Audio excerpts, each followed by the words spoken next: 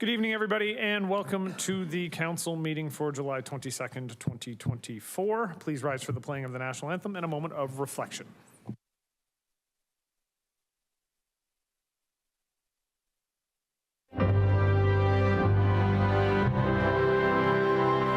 Oh, Canada.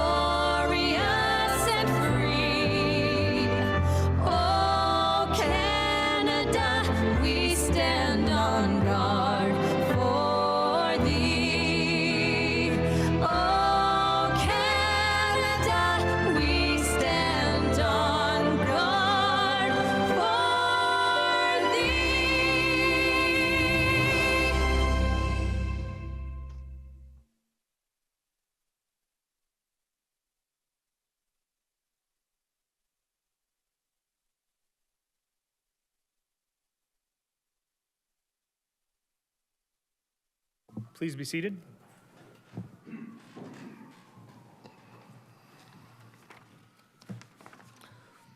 At this time, I'd like to look to Councillor Lindell to read the land acknowledgement.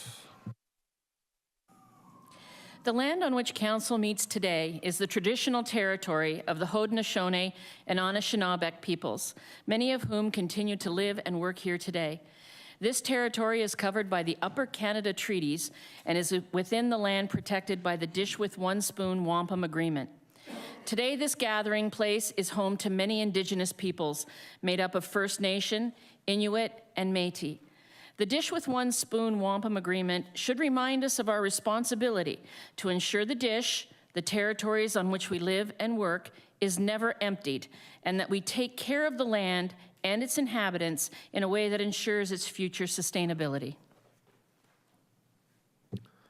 Thank you, Councillor Lindell. And the Mayor's report for this evening. I want to thank everybody for joining us tonight. I want to begin by expressing on behalf of Council and City staff sincere condolences to the loved ones of the former St. Catharines staff member Rob Ralston, who passed away on July 5th, 2024. Rob's final role at the city before retiring after 32 years of service was in our stores division, and our city flag is flying at half-mast in his honor for the duration of this week. Earlier this afternoon, I, along with members of senior staff and Councillor McPherson, had the opportunity to attend an event held by the GNCC where we heard from Minister Sean Fraser, the Minister of Infrastructure and Housing, federal minister. It was an excellent speech talking about the ambitious nature of the Housing Accelerator Fund and the requirement for municipalities to reach for those ambitions to be able to actually access those dollars. We once again thanked Minister Fraser for the Housing Accelerator Fund money that was received by the City of St. Catharines, and I had a good conversation with him about the initiatives that we've undertaken, which are already in full flight. So we are looking forward to further announcements from the federal government over the coming weeks and months with respect to additional infrastructure programs around housing and transit. Some news and updates. I attended the CrossFit 12-mile grand opening on Canada Day, and I want to send a congratulations to the owners, Andrew Harpwood and Shannon Runge, for their hard work. It was inspiring to see the passion and the effort that Andrew and Shannon have poured into creating the new gym. The atmosphere at the grand opening was electric, lots of cheers and applause echoing through the space. I will say I have done a number of grand openings. They put us through a workout before the grand opening this time. It was the sweatiest I have ever been for a ribbon cutting, and I almost dropped the big novelty scissors on my feet. I had a fantastic time later on that day at Lakeside Long Weekend for Canada Day. The event offered 2 days of family-friendly fun and entertainment set against the beautiful backdrop that is Lakeside Park in Port Dalhousie. Some of the highlights included contributing to a vibrant mural celebrating our community spirit, kids enjoying activities like yoga, storytime, origami, and coloring, and the ultimate bricks and blocks family Lego fun zone. And I want to thank, and if I miss anybody, remind me, but I know Councillor Garcia was there, Councillor McPherson was there. Councillor Lindell was there, yes. She was our favorite of the sisters. And we were also joined by MPP Stevens, MP Biddle, but we had a great time, and it was a wonderful event, very well attended. In speaking to city staff, I think somewhere in the range of 15,000 people through the park over the course of the weekend. So that's fantastic and great to see Port Dalhousie vibrant once again. St. Catharines Fire Combat proudly hosted the Fire Fit event presented by Fire Monitoring Canada over the weekend of July 5th to 7th. Alongside my dedicated assistants, Alicia and Zoe, who clearly wrote this for me today. My team was joined by Mandy Cavison, representing the Niagara Children's Center, as well as Andrew and Shannon from CrossFit 12 Mile at the corporate night on July 5th. The event was a tremendous success, with St. Catharines Fire Department taking the opportunity to present a generous donation totaling $10,000 to both Pathstone Foundation and Niagara Children's Center. In other news, the men's relay team took gold, the mixed relay team took silver, the men's Tech 2 took gold, the men's team time took gold, and the men's over 40 took silver. It turns out we're really good at Fire Fit at the St. Catharines Fire Department. So thank you to all the sponsors who made the event a huge success, and excellent news that we learned over the course of that weekend. We are playing host to the National Fire Fit Challenge in 2025, so an opportunity for a week next year to be able to welcome all of the best firefighters in Canada into our community. Early in June, I also attended the Neptunus 750 SL launch celebration. Neptunus Yachts has proven to be a driving force in our local economy, providing jobs and opportunities for our residents. And their commitment to quality, craftsmanship, and innovation has not only put our city on the map, but also attracts visitors and investors from far and wide. I had the opportunity to attend the Born and Raised concert, a celebration and homecoming for Alexis on Fire bandmates Dallas Green, George Pettit, Wade McNeil, Chris Steele, and Jordan Hastings. I want to express immense gratitude and offer heartfelt congratulations to the folks at CRCS for their collaboration with Live Nation in the seamless execution of this event. The attention to detail and the commitment to excellence truly shone through, ensuring that the concert was a resounding success. We were also the recipients of a lot of positive reviews from folks in the neighborhood, which I know has not always been the experience when large events go on at Montebello Park. But folks in the neighborhood were very pleased with the way the event was run. I did have an opportunity on the Saturday afternoon to talk to Dallas Green for a few minutes, and I asked him if it was okay to share this anecdote, but we were standing and we were talking, and I just said, you know, like, it must feel pretty amazing to come back to your hometown and be able to do this. And he said, there's something very surreal about standing on the stage and looking at the Montebello Pavilion and knowing that when I was a teenager out skateboarding, we would stop there, and now I'm playing in front of 10,000 people standing in this park. And as I remembered that, I went around and I was able to watch one of the bands before Alexis on Fire, and I looked out and I videotaped what was going on and threw it on social media. And I got a lot of comments from people saying, where are you? Like, where did you go for that concert? I said, that's downtown St. Catharines. And a lot of people couldn't believe it, but it's a testament to some of the beautiful facilities we have in our community and the need to make use of them as much as we can, because it really is a beautiful spot in our downtown. I had the privilege of attending the grand opening of the Niagara River Lions downtown St. Catharines office. The grand opening of the new River Lions location is a testament to the team's impact and their influence in the community, and specifically in the downtown. Since 2015, the Meridian Center, located in the heart of St. Catharines, has served as the proud home arena for the Niagara River Lions basketball team, and it's great to welcome their headquarters into the downtown core, conveniently situated just a stone's throw away from where their home games are played. Our Connect STC committee recently hosted the city's annual Employee Appreciation Luncheon. This event served as a fantastic opportunity for myself, members of the city's senior leadership team, and members of council to express our gratitude towards the team members from all city departments. Events like this play a crucial role in fostering a positive and supportive work culture, and I want to thank the chair of the Connect STC committee, Kelsey Kopp, from our CRCS department, as well as Agnes Greer from our HR department, for their leadership in the success of the event. And I want to thank the councillors who were there for that: Councillor Garcia, Councillor Dodge, Councillor Phillips, Councillor Williamson, Councillor Stevens, you were there, you're always there. Yes, but thank you to the members of council who were able to make it out. Some upcoming community events. We do have the World Rowing Championships coming up August 18th to 25th. You can check out stcrowing2024.com for ticket information. We have the annual celebrations marking the abolition of slavery in Canada, which are taking place July 27th to August 1st. Including the big picnic at Lakeside Park in Port Dalhousie. That's our Emancipation Day celebration. Looking forward to that. And I see a couple of organizers in the audience tonight, so I'll just say thank you to my friends for the hard work that they do. I will also be out at the Downtown Block Party this Saturday, July 27th, brought to you by the Downtown Association. It gets started at 11 a.m., runs till 10 p.m., and it is a free family festival in the downtown. I do want to mention, actually, just because it's written farther down, Lakeside Park hosting the big picnic. LMT is going to be there, LMT Connection. Spoken word by Dwayne Morgan. Music and dance workshops, beach games, food trucks. It's going to be massive down in Port Dalhousie. So I would encourage people, you need to go to two places this weekend. You need to go to the Downtown Block Party, and then you need to go to Lakeside Park, okay? We also have the Emancipation Day flag raising at City Hall, and that's going to happen on August 1st at 1 p.m. just outside on the front lawn. If you want more information about the Emancipation Day events, head over to matterofblack.ca. And finally, throughout the summer, the St. Catharines Fire Services ladder trucks and dedicated fire prevention team will be visiting various parks throughout the city every Wednesday evening from 6 p.m. to 8 p.m., transforming their vehicles into giant sprinklers for an exciting experience. I will just say I got to experience that when we did the Holy Festival in downtown St. Catharines through the Downtown Association, and they are awesome magic sprinklers. I got to see Councillor McPherson doused plentifully along with colored dyes. But attendees will have an opportunity to tour the fire trucks. You can learn crucial fire safety practices, hands-on fire safety training with the Fire Extinguisher Training Unit, and the event promises to bring fun-filled evenings of community engagement, fire safety education, and refreshing water activities for residents of all ages. So that's Wednesdays 6 to 8, and July 24th, that's this week, will be the St. Patrick's Catherine Street Park. July 31st, which is next week, will be Village Gate Park, and August 7th will be Walkinshaw Park. And with that, are there any councillors who want to add anything to the mayor's report this evening? I have Councillor Lindell up first. Thank you, Mr. Mayor. A great volunteer for St. Catharines, Jim Richardson, told me about a fantastic ice cream place at the end of East Chester and at the corner of Canal Road, just past the Garden City Skyway.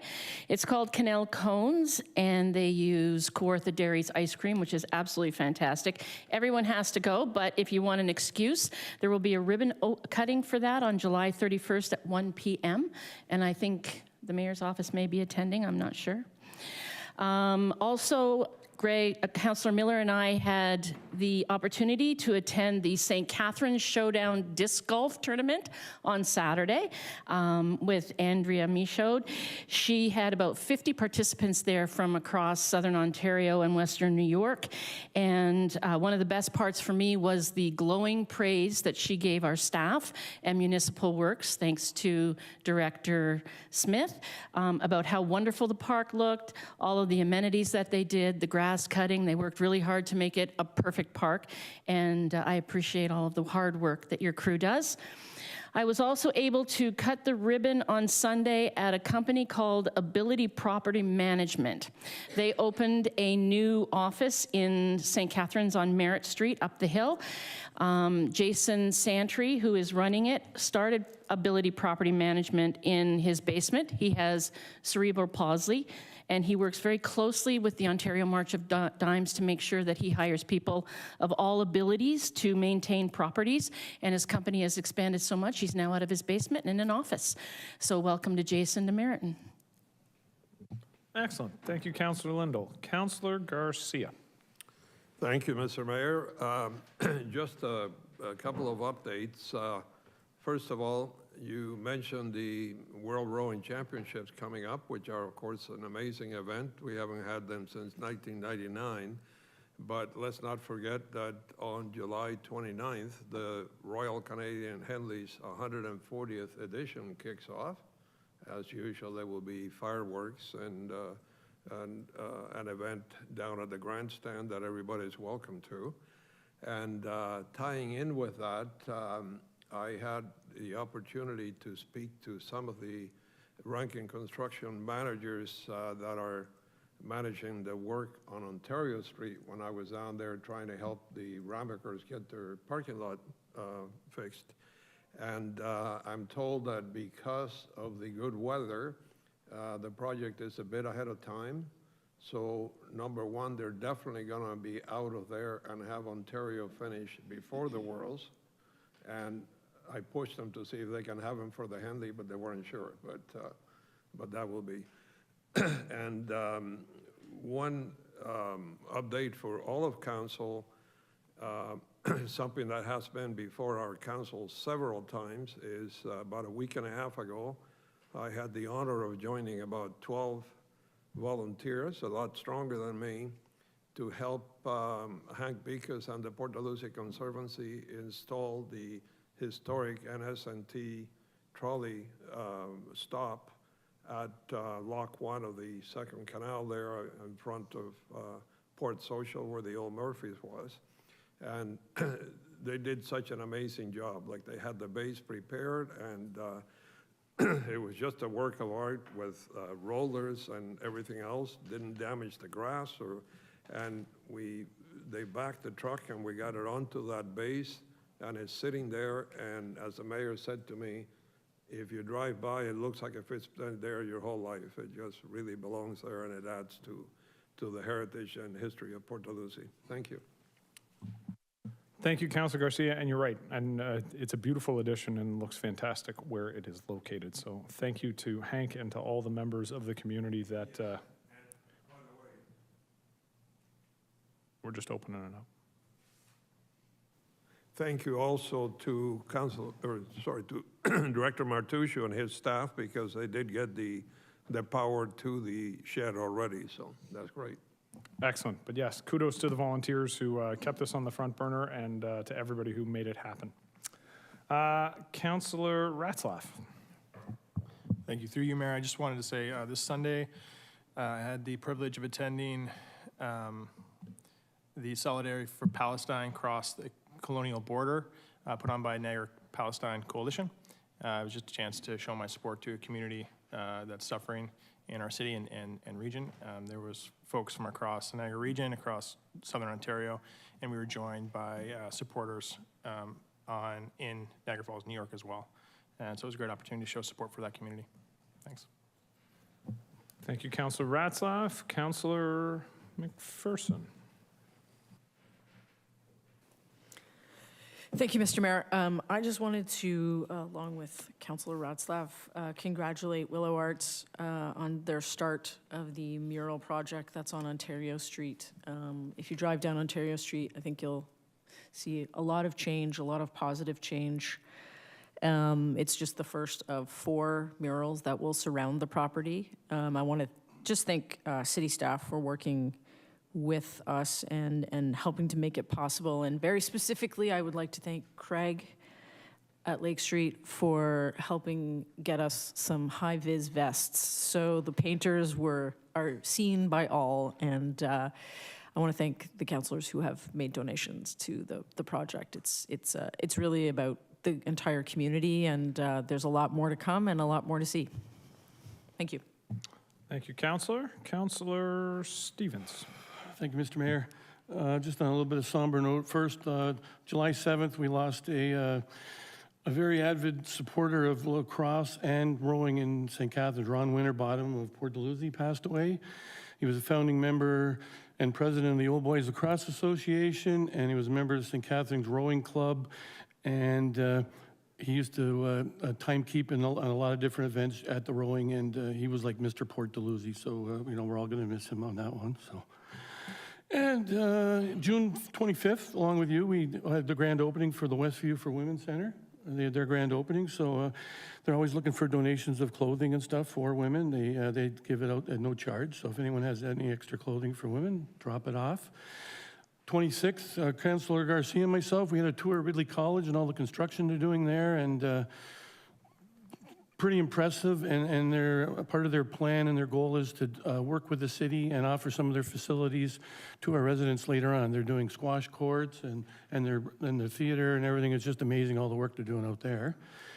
The next night there, the Steinway Grand Piano event for Niagara Jazz was at Ridley College, and I gave greetings on behalf of yourself, and that was a very fun night. 28th of June, Quest had their annual barbecue for all their clients and their staff, and you were there as well with Councillor McPherson, and I think Councillor Garcia popped in, I believe.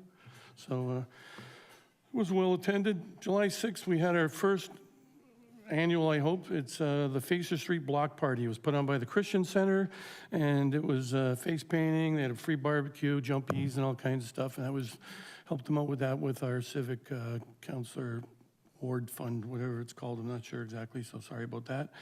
And Community Living had their barbecue on the 17th there. I popped in there quickly, and very well attended for all their clients and their families and stuff as well. And Club Roma on the 14th had their giant car show, very good. Councillor Dodge helps with that, and over 200 cars, and Community Care is the recipient of their 50/50s, and they collect food for that, so that was a very good day. Hot as heck, but very nice day. And tomorrow, the March of Dimes is having an appreciation barbecue there on 436 Scott Street for their residents and all their staff in that, and I'm glad that we can help them out with that as well, so thank you. Thank you, Councillor. All right, seeing no others, we'll move on to the adoption of the agenda, and I will look to the clerk. The following amendments have been made to tonight's agenda. Item 6.3, consent report, recommended update to the 2024-2026 schedule of rates and fees and user fee setting research. Appendix 1 to Appendix A, the third fee listed relates to the activity pack for golf, and it should say 18 holes, not 9 holes. And item 10.1, Salem BME Church and Gravestone for freedom seekers, there's been a correction to the spelling of the word interment. The following items of additional correspondence have been placed in Council Sugarsing folder. Confidential memorandum from First Ontario Performing Arts Centre regarding Board of Management 2024 citizen member term extensions. Confidential memorandum from Director of Community Recreation and Culture Services regarding indoor tennis at Community Park, Tennis Canada funding agreement termination. And memorandum from Insurance and Risk Claims Coordinator regarding Corporate Insurance Program 2024 to 2025 renewal. Can I have a motion to adopt the agenda as amended? Councillor Harris, seconded by Councillor Lindell. All those in favor? Opposed? That's carried. We have the minutes. The council adopt the minutes of the regular council meeting held on June 24th, 2024. Can I have a mover and a seconder? Councillor Dodge, Councillor Phillips. All those in favor? Opposed? That's carried. Are there any declarations of interest this evening? Councillor Kushner. Thank you, Mr. Mayor. Although I don't think I have a conflict of interest, but following past practice by Councillor Williamson, who declared a conflict of interest when his grandmother was honored with the renaming of the lighthouse, I'm declaring conflict on item number 10.3 and will absent myself. Thank you, Councillor Kushner. On to number 5, motion to move consent reports. Prior to the approval of the consent agenda, I will look to Councillor Garcia for an overview of the decisions coming out of the last Budget Standing Committee meeting. Thank you, Mr. Mayor. So we, pardon me, we had a meeting on June 17th, and we had a number of staff reports that we reviewed and approved. Number 1 was the Strategic Asset Management Policy Update for 2024, and this was essentially to meet legislative requirements. We also received from finance staff updates for the first quarter ending at the end of March for the operating budget and the capital budget. The operating budget, we were doing relatively well, like it was 25% of the year. We were only at 21% of expenses, even though Of course, some of these are not evenly spread throughout the year. With capital projects, staff also has direction to provide updates on projects of over $100,000 in value, and they provided that, and they all met with expectations, and they also told us that now with the implementation of the PeopleSoft system, they are able to better track these projects.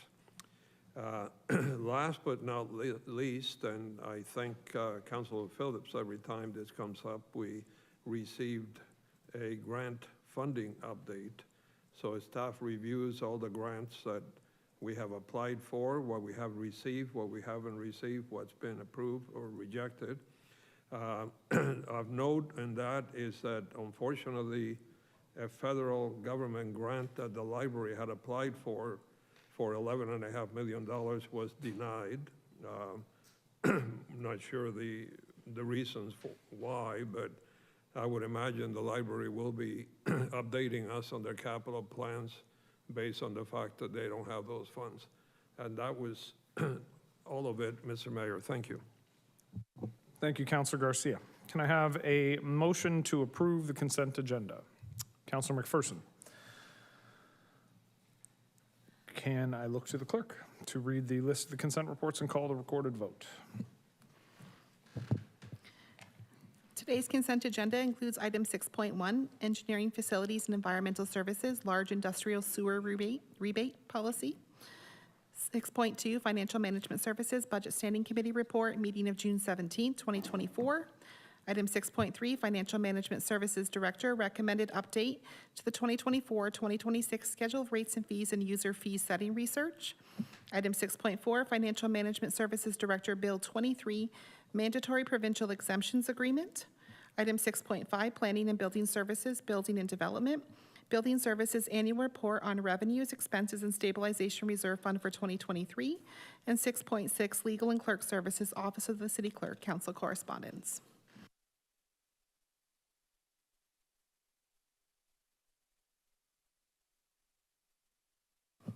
Councillor McPherson? Yes. Councillor Dodge? Yes. Councillor Garcia?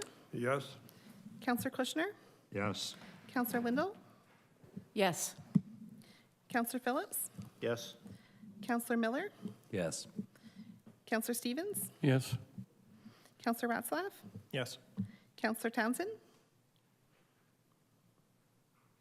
Yes. Councillor Harris? Yes. And Mayor Cisco. Yes. That's carried. Moving on, our declaration to all presenters. Council chambers in all municipalities in our country represent the seed of local democracy. The many acts that govern us understand the necessity of the collective voice when decisions are being made to grow our spaces, pass our bylaws, and to seek opinions into very complex issues, ensuring safe spaces for all in our public discourse. We recognize the right of the majority to decide, the minority to be heard, the public to have an opportunity to participate, and all participants to be treated with courtesy and respect. It is imperative that elected officials, citizens, and staff have input, and it is paramount that we listen to one another and question one another, but that we understand we do this in a way that never undermines any person's ability or their dignity in our chambers. We respect the right for everyone to have an opinion and remind the audience views of the public do not always reflect those of the Corporation of the City of St. Catharines. We have no public meetings this evening. We have no presentations, so we will move on to item 9, which is our discussion reports, and 9.1, Community Recreation and Culture Services, Community Initiatives and Partnerships, the Fairview Park Community Vision. And before discussing the report, I will look to Catherine J. and Shika Jagwani from SGL Planning and Design to provide a presentation.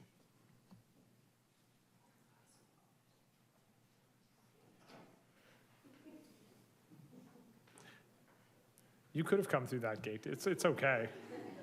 Mr. Lamoth seemed very concerned you were going the wrong way, but it's okay. Apparently he's very, very protective of that particular entrance. He's a bit of a character. Yes. The lectern is yours. The one thing I would ask is if you could just make sure you're speaking directly into the microphone so those at home can hear you. Can everyone hear me? Okay. Good evening. Full house this evening. My name is Catherine J. I am a principal and head of design for SGL Planning and Design. And I'm joined by one of my colleagues, Shika Jagwani. We were hired by the city to prepare the vision for Fairview Park. We have a brief presentation this evening to walk you through the park and give you an idea of what that vision looks like. Next slide, please. Quickly, the presentation outline. We did introductions, a few slides on community building, the purpose, study process, a little bit about community engagement. I'll highlight the vision, the guiding principles, and then we'll talk about the important part, the master plan, and the implementation strategy and phasing plan. Next slide, please. So the overall study area of the two parks is approximately 6.7 hectares in size. And it includes both John Page Park, which is along Scott Street, and Fairview Park, which extends out to Geneva Street. The parks include a recently constructed labyrinth, existing pathways, there's existing trees, a playground in John Page Park that's nearing its end of life, and a few parking spots near Geneva Street, near the Kinsman building. With regards to community building and St. Catharines, the Niagara official plan forecasts that the population of St. Catharines is going to near about 172,000 people by the year 2051. And so as a result, the city has to work to support this growth by planning, investing in services and infrastructure. The city's OP supports park development and park restoration. And given the location of these lands, they're in a densely populated area of the city with existing apartment buildings and proposed future high-density mixed use. Also, it's important to note the history of this park. So the vision speaks to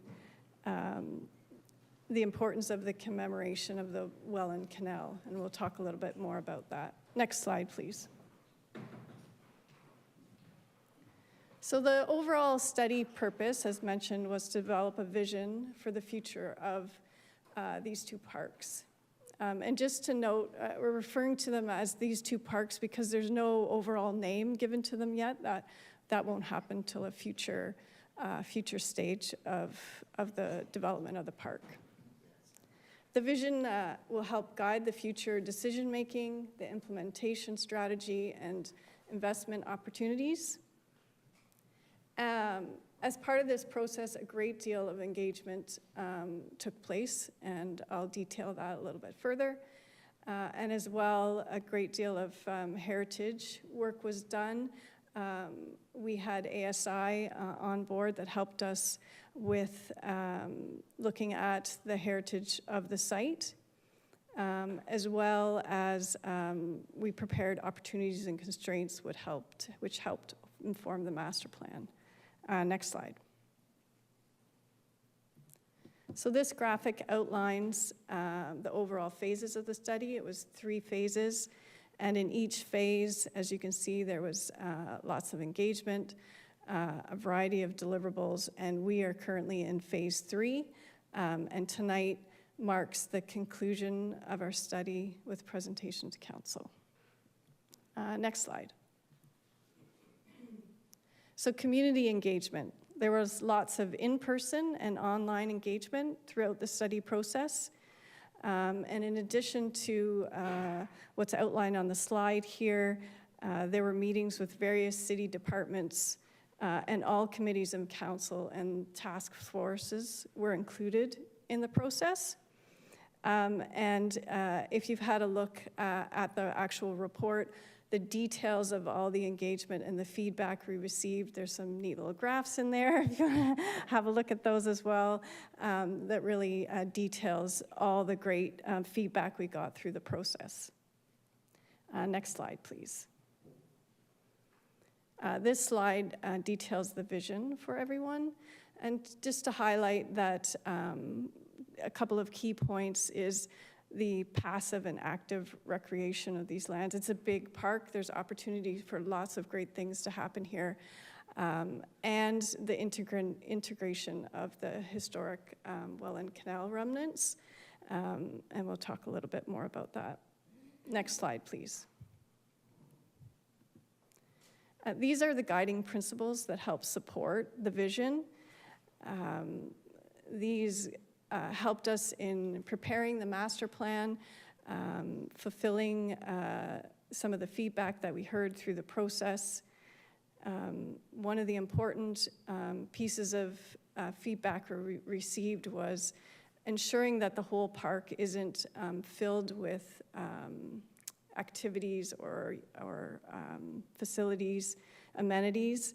So it's important to note that 80% of the park still remains grass, trees, planting, and only 20% of the park will be proposed as facilities such as courts or skate park, water feature, that type of thing. Next slide, please.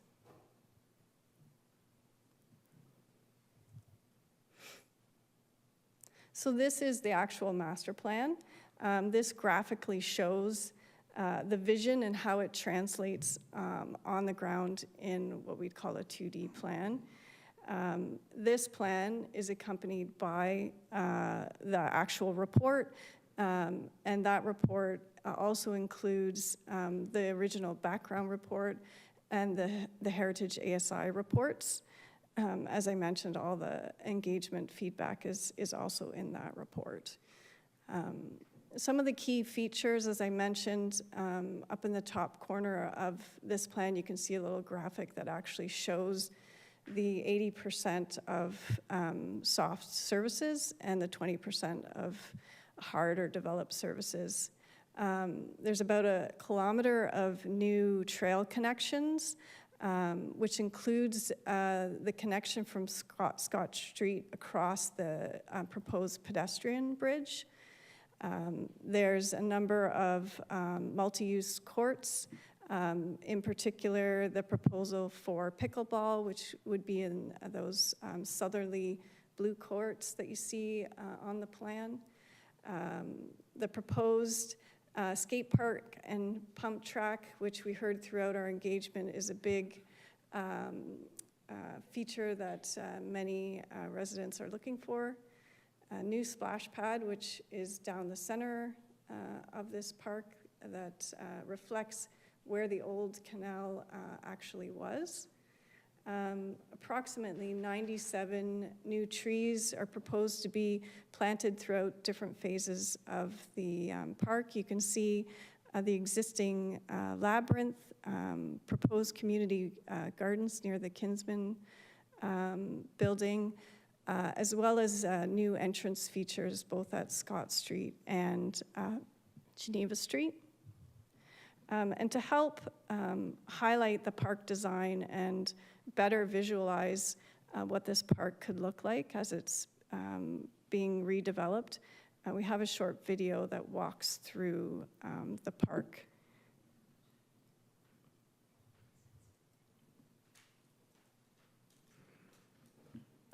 So we're at Scott Street here, walking on the new pedestrian bridge, which incorporates the old pillars from the swing bridge that was part of the canal. This pedestrian bridge comes up and then has a viewing platform where you can look down where the canal once was, and it's flanked on both sides with these trees that demarcate the edges of the Welland Canal. When we move from the pedestrian bridge along, we've got some restoration planting, and on the left is the proposed skate park, pump track that incorporates the idea of public art.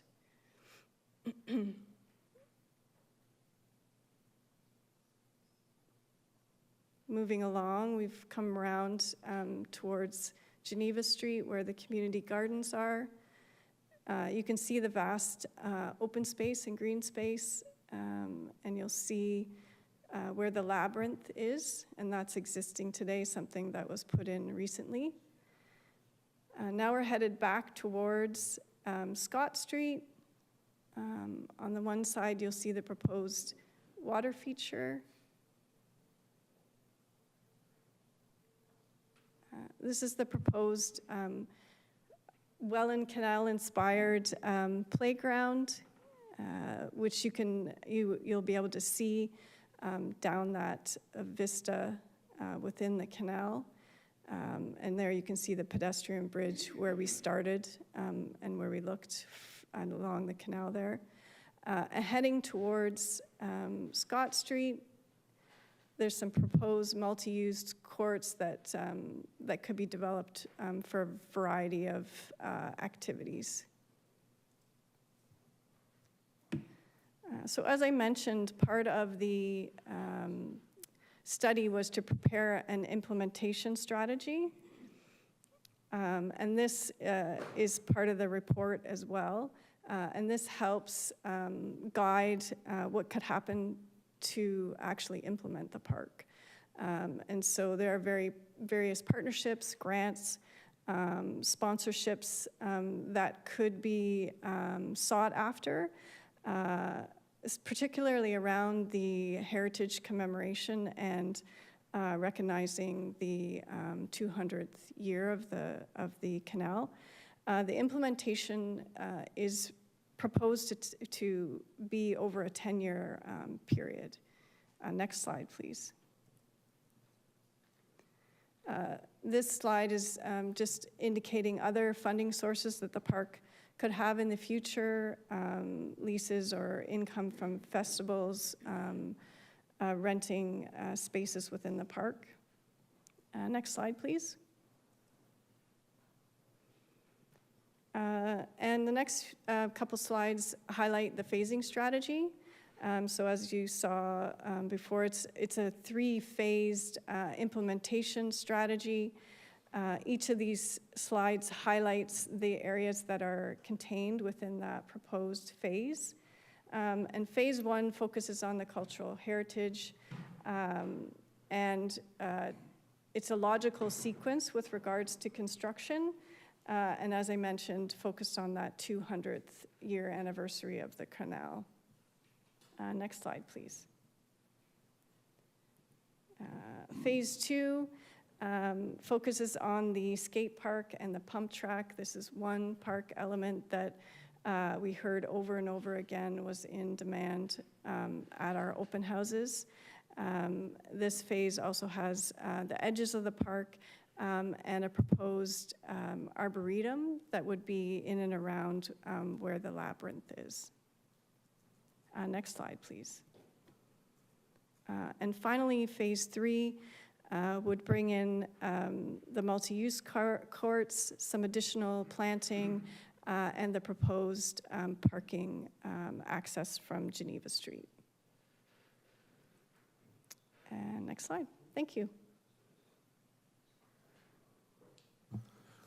All right, thank you very much for the presentation. Do I have any questions for the presenter? Councillor Garcia. Thank you, Mr. Mayor. Through you to the presenters, thank you. I didn't add it all up because I didn't get the first phase amount, but I know the second phase you said 5.9 million. The last one was 900,000. How much was the first one? We 5? can go back. I think it was the same as the second. Close. Yeah, 5.2. Yeah. And so, these are approximate costs in 2024 dollars. right.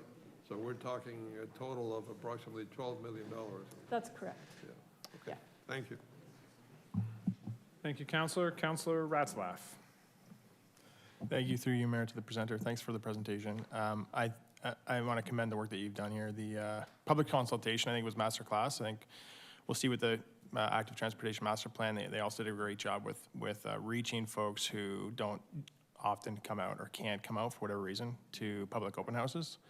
Councillor McPherson and myself, this is already a year ago, probably longer, we canvassed those buildings as well, and we did a coffee outside event where we talked to residents, and a lot of them already known about the plan. We saw your pamphlets in the buildings. We obviously didn't talk to as many people as you did, but they confirmed what you found in your review. They specifically liked that paved path and how it improved accessibility for many of them. And my question is around actually that path. And you'll see in our next presentation, we often struggle at intersections when it comes to transitioning or intersections and active transportation. So like the north, you indicated in many of your maps is it north or south now? The south side and the north side where the path enters and exits the park. So on the one side where the Fairview Mall is, it kind of empties into a parking lot, into a parking space in the parking lot, and it just, you indicate on your maps, and it just, any person who's just standing there looking at it, it seems more logical to have it empty right where the road hits, where the intersection is, right, for the YWC or the YMCA drive. That would make it easier for all involved, and I'm just wondering, were there any conversations around why that's not reflected in the drawings, or why we just decided not to put the entrance there? Or maybe that's a question for staff. I don't know. Just go to the plan. I don't have a pointer. If I recall correctly. I mean, you can see it. It's up on the north side. So it's where the Fairview Mall is. So there's the Y there, the YMCA Right. drive. And comes the past path, Lazy Boy. The path is offset so that it doesn't actually go right Yeah, so into you empty into a parking stall in the middle of the parking lot, rather than where it would logically, and where everyone walks already. You draw on many of your maps a desire line there already. And so I'm just curious as to why, were there any discussions around why there and not where it logically should be? Amanda's going to help me, but there was a lot of discussion about where this access went, and it has to do with future planning, but Amanda's going to. I mean, I can ask staff that question too, if it's better directed to them after, but. Staff are indicating that it might be better for them to answer on that All one. right. So we can hold off until we get to the report. And then the other question is again about the entrance at the other end of the park. Again, like there's a kind of a weird intersection there, but it is really difficult if you're coming on your bike or even a pedestrian, because there is a pedestrian access through the neighborhood there as well, to negotiate that intersection where that path is. There's a curb you got to hop. If you're on your bike, you immediately are onto a sidewalk. So I'm just wondering, like, this might be a question for staff, but if there any discussion around how that can be improved at that point. Absolutely, and keep in mind that this is a vision, and so when the detailed design happens, those will be further worked out. So if there was conflict with a curb, more detailed planning could go into making sure that those conflicts were looked after. Excellent. Yeah, no, thanks. I think this is, you've done your homework. Oh, that piece about the historical piece, like that could be a book we could publish. I don't know if anyone else took a look at it. It's super interesting about the history of that park and what's happened there over the years. And they did a great job putting that together, so thanks. Thank you, Councillor Ratzlaff. Councillor Miller. Thank you. Thanks for the presentation. Definitely exciting to see. Just a question about the timeline. Is that from us, or is that something you developed through this process of the consultation? In working with staff, what made sense as far as your process with regards to budgeting and the amount of money needed to implement this park. That's what's being proposed. Okay, thank you. Thank you, Councillor Miller. Councillor Dodge. Thank you, Mr. Mayor. Through you to the presenter. When I was listening to your presentation, I think that you said that in phase 2 and phase 3 that you would be doing plantings. Would there be no plantings in the first phase? No, there is also plantings in. Okay. They would be throughout for 2 reasons, depending on what was happening with some of the existing trees, but also so that there's succession over the years in a variety of ages for the trees. Okay, I just must have missed the first phase, because I thought no plantings in the first phase, but 2 and 3, okay. And also, with the hard surfaces and whatnot, are they going to be like environmentally friendly? Like, are they going to be as, you know, we had a gentleman not too long ago come to council and say that he had some new pavement coming in that, you know, was better for the environment, more porous and stuff like that. Are we looking at that type of thing when we look at the hard surfaces that will be incorporated into the park? It's definitely, again, something that would be looked at that detailed construction stage. We did look at some ideas through this process, but until you're in that detailed design stage and actually designing it and getting those products and finding out if they work, if they meet the city standards, how much they cost. But sustainability is an important element of developing this park for sure. Okay, and then it's great, you have lots of things from the community, and I know you went out and had a lot of input from people. Is there still the availability, if someone came up with some sort of different idea, that it could be incorporated into the park as well? Absolutely, yeah. So if I understand correctly, once the city does the detailed park design, then there'll be engagement at that time when the park is actually being designed before it gets built. Okay, thank you. Thank you very much. Thank you, Councillor Dodge. Seeing no other questions or comments, can I have a councillor to move the motion to receive the presentation? Councillor Stevens, Councillor Miller.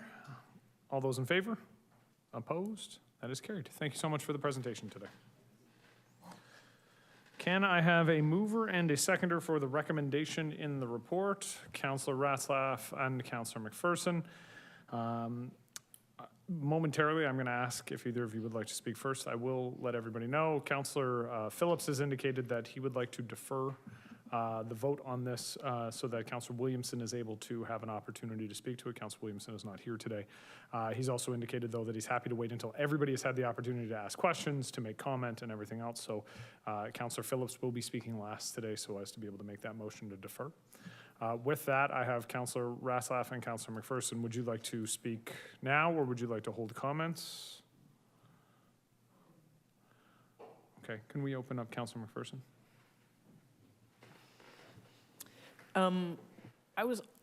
So I don't know how this would work, but I did want to make an amendment to the recommendation. And I know if we're going to defer it, but I did want to make the recommendation that I sent to the clerk with regards to the timeline for the project. So you are the mover and the seconder, so you can make an amendment to it if you would like. Then I will go forward with making my amendment. For clarity, is Councillor McPherson the mover and Ratzlaff the seconder, or, okay, so Councillor McPherson is the mover, Ratzlaff the seconder. And the amendment will be? I did send it. Okay. That's it.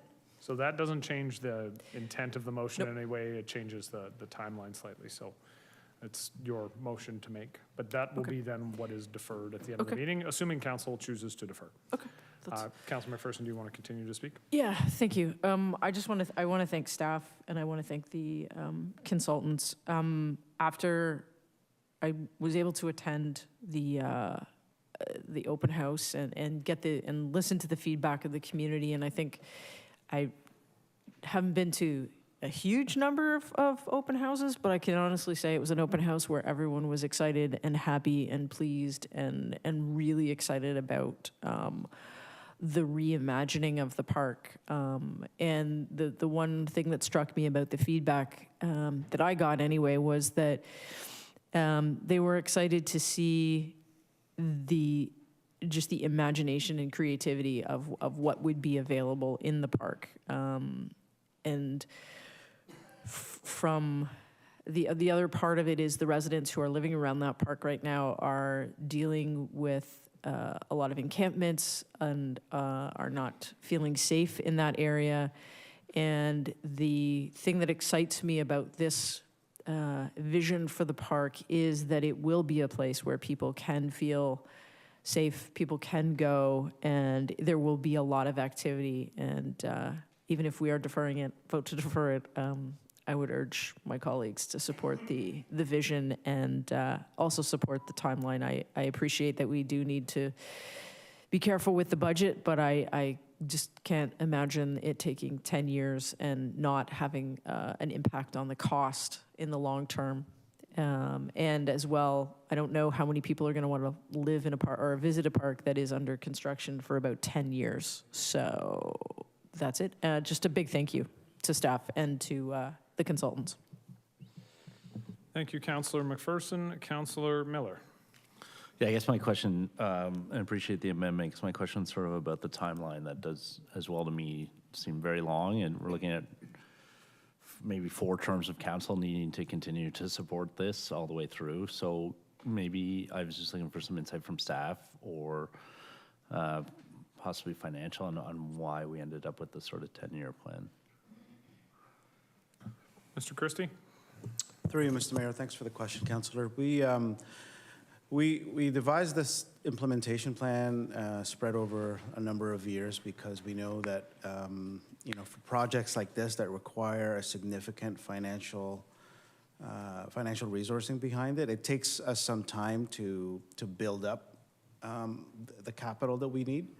So certainly, if there are grant programs that become available that is suited to this project that we can apply for, that we can leverage existing dollars, we will certainly try and take advantage of those. But given the multi-year budget process that we're in,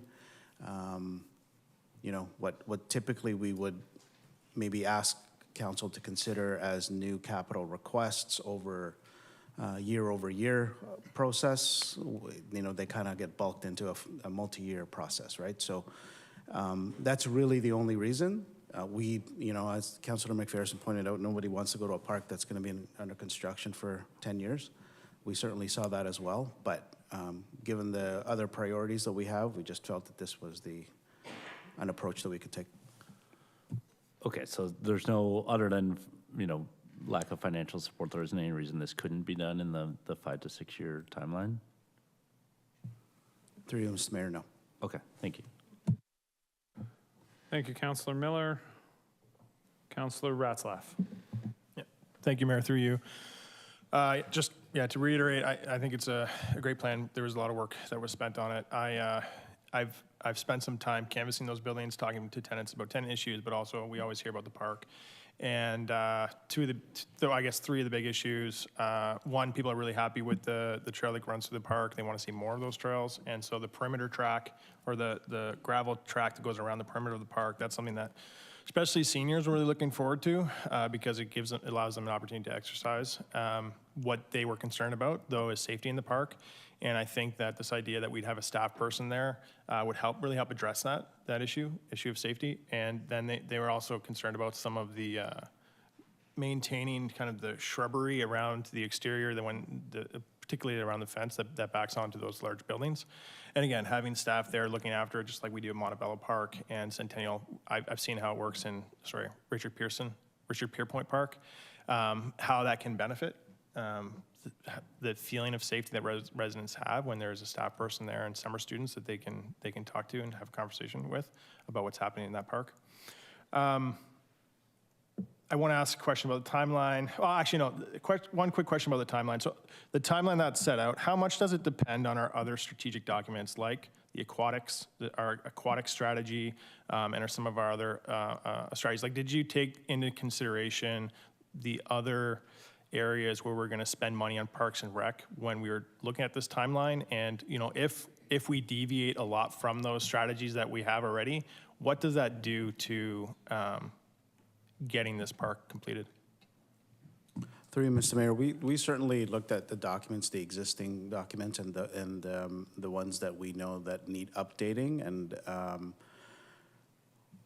taking all of those things into consideration, the timeline is such that, and the project is such that we are being planful. Sometimes projects come up that are not sort of on our work plan; they kind of just come up.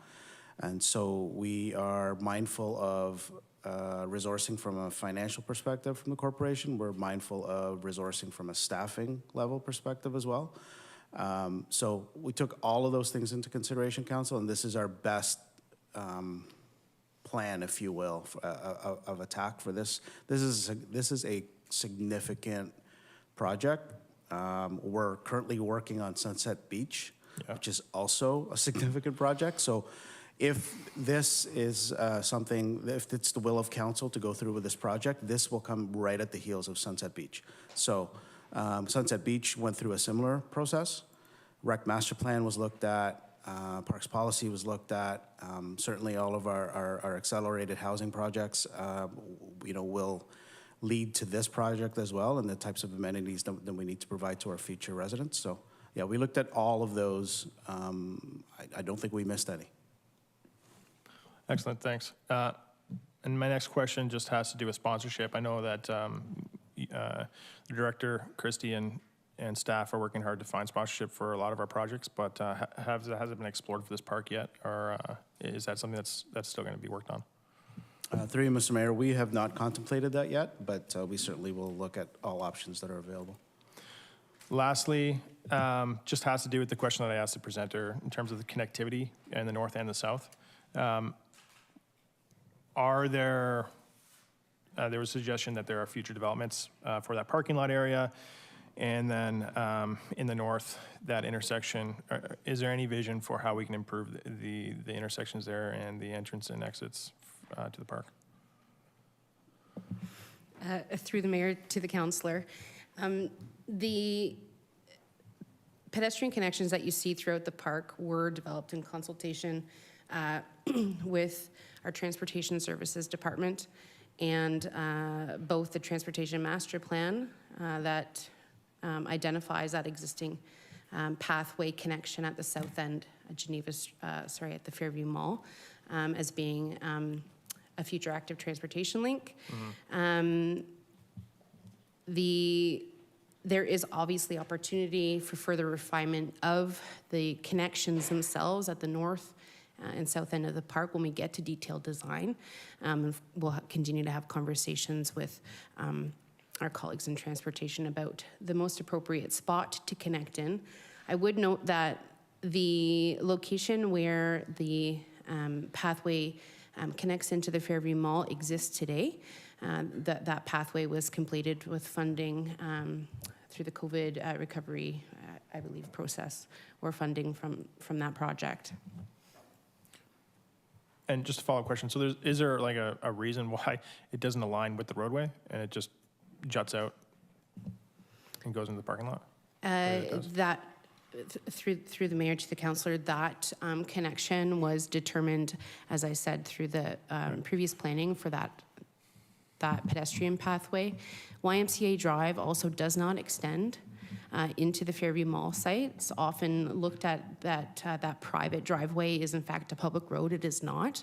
So any connection that we create into the Fairview Mall will require conversations with the mall itself. And they have been good community partners in the past and helped us make improvements within this site for better pedestrian and cyclist connectivity and safety. So we plan to continue those conversations. Excellent. Thanks a lot. You're welcome. Thank you, Councillor Ratzlaff. Councillor Kushner. Thank you, Mr. Mayor. The question I have is with respect to the phasing in of the trees over a 10-year period. Why would we not plant trees right at the beginning? Because we are concerned about the tree canopy in the city. Thank you. Through the mayor to the councillor, there is opportunity to make revisions to the phasing and tree planting. We are always looking for new opportunities to plant trees.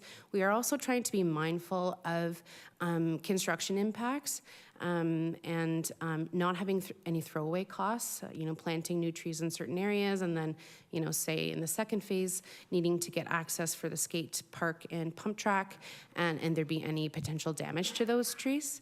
We also need time to do necessary pruning and some removals of trees that are at their end of life or are hazard trees in the park.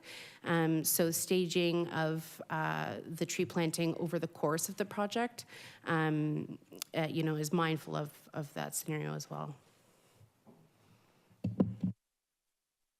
Would an even number of trees be planted every year? Is that the intention? Because if there's construction, we could surely accommodate that and leave some areas vacant for future trees. Should that be direction to staff? The CAO indicates they'll take that as direction, yeah. Okay. Not seeing any other questions or comments, so if Councillor Phillips, if you wanted to make your motion. Thank you, Mr. Mayor. So much I would have liked to have said, but I am very limited as to what I can say. I'm going to ask for a deferral on this vote on behalf of myself now, as well as Councillor Williamson, who's on vacation. As you know, as we all know, Councillor Williamson has a very vested interest in this plan, and he'd like to be able to ask some questions when the time comes, and he'll be back for the first meeting in September. And given the fact it's a 5 to 10 year build out, a couple of months shouldn't make a big difference. That's a fair comment. I will just reiterate that I was a ward councillor in St. Patrick's Ward for 11 and a bit years, and I believe Councillor Williamson and I discussed this park at least 3 times a year, every year for 11 and a half years. So he has definitely got a vested interest. I think that's a fair comment. And you were only one of 11 councillors. I was think one the of rest only them got it 11. too. I'm Yes, sure so- Councillor Elliott probably heard it as well. Yes, we did. So I asked council to consider this deferral on his behalf. Thank you. Motion to defer is non-debatable. All those in favor of the deferral? Opposed? And that is carried. So that will come back at the first meeting that Councillor Williamson is back in position. We move on to item 9.2, Engineering Facilities and Environmental Services Transportation Services, the Active Transportation Master Plan Draft Final Report. Tonight, we'll be voting on the recommendation, which will table the approval of the Active Transportation Master Plan to the September 23rd, 2024 council meeting. Staff will hold small workshops with members of council in August for further learning and the opportunity to ask questions. Councillors can also submit questions to Anthony Martuccio or Brian Appleby in advance. At this time, prior to discussing the report, I will look to Nick Sully from WSP to provide a presentation.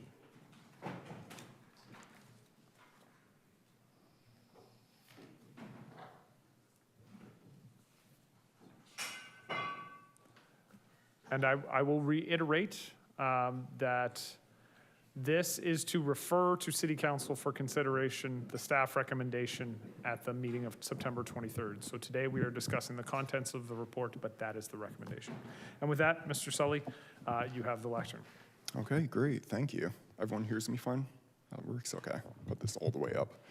Oh,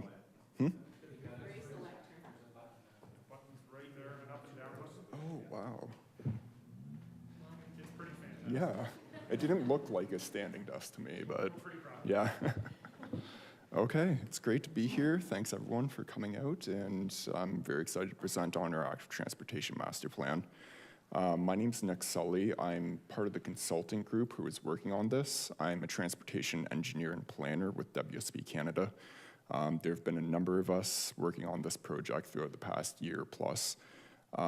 Very excited that it's finally gotten here, and yeah, let's get to it. So first, I wanted to start off with making sure we're all on the same page about what exactly is active transportation. When we talk about active transportation, we talk about human-powered and sometimes electrical-powered movement, and really movement at that human scale. It's someone riding a bicycle, it's someone walking. It's also people using wheelchair or mobility devices. And other types of wheel devices. So it could include scooters, kids using skateboards, etc. And this field is constantly evolving with new devices that are being developed. When these new electric assist devices are being developed, we're including that within the scope of active transportation. So that is within the scope of this plan. So we're considering devices such as motor assist wheelchairs, e-bikes, e-scooters, hoverboards, all the new things that are coming out, right? Because they are the people who will also be using this infrastructure, so we want to make sure that they're included in this. So why do we want to invest in active transportation in St. Catharines? This is an extensive list or a comprehensive list, but just some examples of what the benefits are to active transportation in this city. We recognize that there are a large number of people who are currently rely on active transportation in the city as their main mode of transportation. We often see that these people are in lower income groups. There's a higher rate of people using active transportation to commute in the lowest income levels than in all other income levels within the city. It's also an important mode of transportation for students, migrant workers, and those people who cannot or do not have access to a vehicle. And recognizing that this can also be related to income. It's a more affordable mode of transportation as well. We're seeing changing trends across the province. I work on active transportation master plans all over the place, and we're seeing more communities be concerned about there's more development coming in, what's gonna happen with our traffic. This is a way of shifting traffic or potential traffic impacts to active transportation, making sure that not everyone who's coming into the community is gonna be driving a car on the roads. They need a different way of getting around the city. And especially if developments are being approved without parking minimums or the parking minimums are one per unit, then they need a different way of getting around. We also look at this from a municipal savings lens. So getting more people out of vehicles and onto active transportation modes, that damages the roads less. It ends up in long-term municipal savings in the future when it comes to reducing the need for repair and reconstruction of roads. And then finally, of course, the environmental benefits that come along with active transportation. Getting people outside of vehicles reduces greenhouse gas emissions, which can be significant created by the transportation sector. So our public engagement process, we followed the typical municipal class environmental assessment process for this master plan that requires public engagement throughout the development of the plan. We've had a number of approaches to this. I've listed 4 here. There's actually more than this, but some examples of what we did. We had an online public engagement survey and a number of in-person events. So we were at the downtown block party last year. We had a booth set up there, and we were talking with everyone who was coming by. And we also hosted a group ride around where the future active transportation network will be within the city. In October of 2023, we were in attendance at the Better Cities Film Festival, engaged with people there, as well as the Niagara Glow Riders group. And then in May 2024, we had our final in-person engagement as a public information center at the Kiwanis Arena. Beyond some of these examples, we also had key stakeholder listening sessions, trying to reach those groups who were harder to reach. Going through some community organizations who we can get key feedback from. That's one that wasn't listed here that I wanted to highlight. And from our online engagement, we saw a good amount of online engagement, 1,000 plus total visits, and 175 survey respondents. The top priorities that came out of this survey were the need for more separated active transportation facilities, and we'll touch on in a minute what those look like, safer intersections, more trails and multi-use pathways throughout the city. Those are the top 3. And then I wanted to highlight this because this stood out to me on how safe do people feel cycling in St. Catharines. And almost 60% of people said not very safe. 27% said somewhat safe, and very few people feel very safe with the infrastructure that we currently have here. So getting into some of our recommendations in the ATMP itself. The vision statement that we've developed is that the city of St. Catharines will become a more livable, equitable, accessible, and sustainable city by rapidly embracing investment in active transportation. So I'll talk a little bit about what that means and what that could look like. First, I wanted to highlight, we took a focus in this plan of focusing on people of all ages and all abilities. We want to make sure that we're including people who are young, people who are old, and planning a network that's comfortable for everybody. So the users of this network could include people who are using mobility devices, people using e-scooters, rollerblading, skateboarding, etc. It's not just cyclists. So the network that we've developed, we've included a number of maps within there. So we have both our route type map as well as our facility type map. And the next couple slides just speak to how those two connect. So our spine routes are really the major, most important routes across the city. They're the ones that people use to get across the city for their major transportation needs. Because of that, they typically end up being on major roads with high traffic volumes, high traffic speeds. So a bit more, the guidance is for more separation to be needed there, providing something such as the flexible bollards that have been installed recently in pilot programs on roads, as well as multi-use paths, which people behind the curb, or cycle tracks, which is like a bike lane but above the curb as well. Our connector routes are the routes that get people from their local areas onto the spine network. So they're typically on lower volume and lower speed roads because of that. And then finally, we've developed a greenway network as well. These are our local roads and local routes on local roads, I should say. And it's designing the road to make it safe for people and vehicles to mix on those roads. We do that by making sure that the speeds on those roads are very low and the traffic volumes on those roads are very low. So we take a couple of measures to be able to do that. I've included one example here that's from the city. So I think this is Eastchester and Grantham, restricting the vehicles from going one way on that road or entering from one end on that road. That's an example of trying to reduce those traffic volumes. And then on the example on the right, that's a nice traffic calmed road, which makes sure that vehicles go slow down it. And then finally, in the west part of the city, we've included a number of rural routes as well, which are paved shoulders typically, because there's higher speeds there. We need to separate because of that. We've also included a plan for a rapid implementation network. So this is a network that's built using quick build materials. So those bollards that have been used previously, as well as concrete pin curb barriers. These are materials that can be rapidly introduced with the existing road and provides a basic connected network within the first 3 years of approval of this plan. A number of supporting policies that support active transportation in the city. We've also included these. On the pedestrian network side of things, we're proposing a strategy to prioritize the completion of sidewalk gaps where there's no sidewalks on roads currently. Proposing standards for wider sidewalks, more accessible intersections, and having wider sidewalks means more accessible sidewalks as well. On the active transportation network, we really want to embed the active transportation complete streets approach into policy documents, making sure when other construction projects come up, active transportation, and it's on the active transportation network, that a retrofit happens at the same time for cost efficiencies. Some coordination is needed with Niagara Region. There's a number of Niagara regional roads within the cities, which creates gaps in our network currently.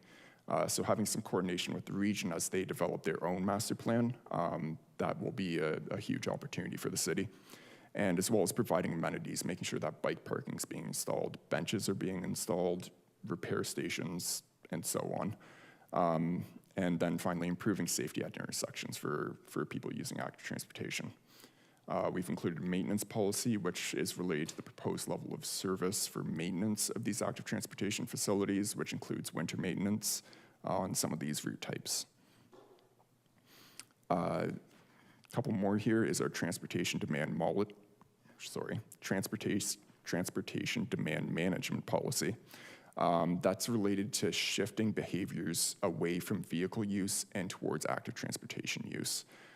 So we've proposed providing education resources, including bicycle parking minimums or higher bicycle parking minimums in developments than are currently used, evaluations for new developments that come in, and providing and creating opportunities for active school travel for children.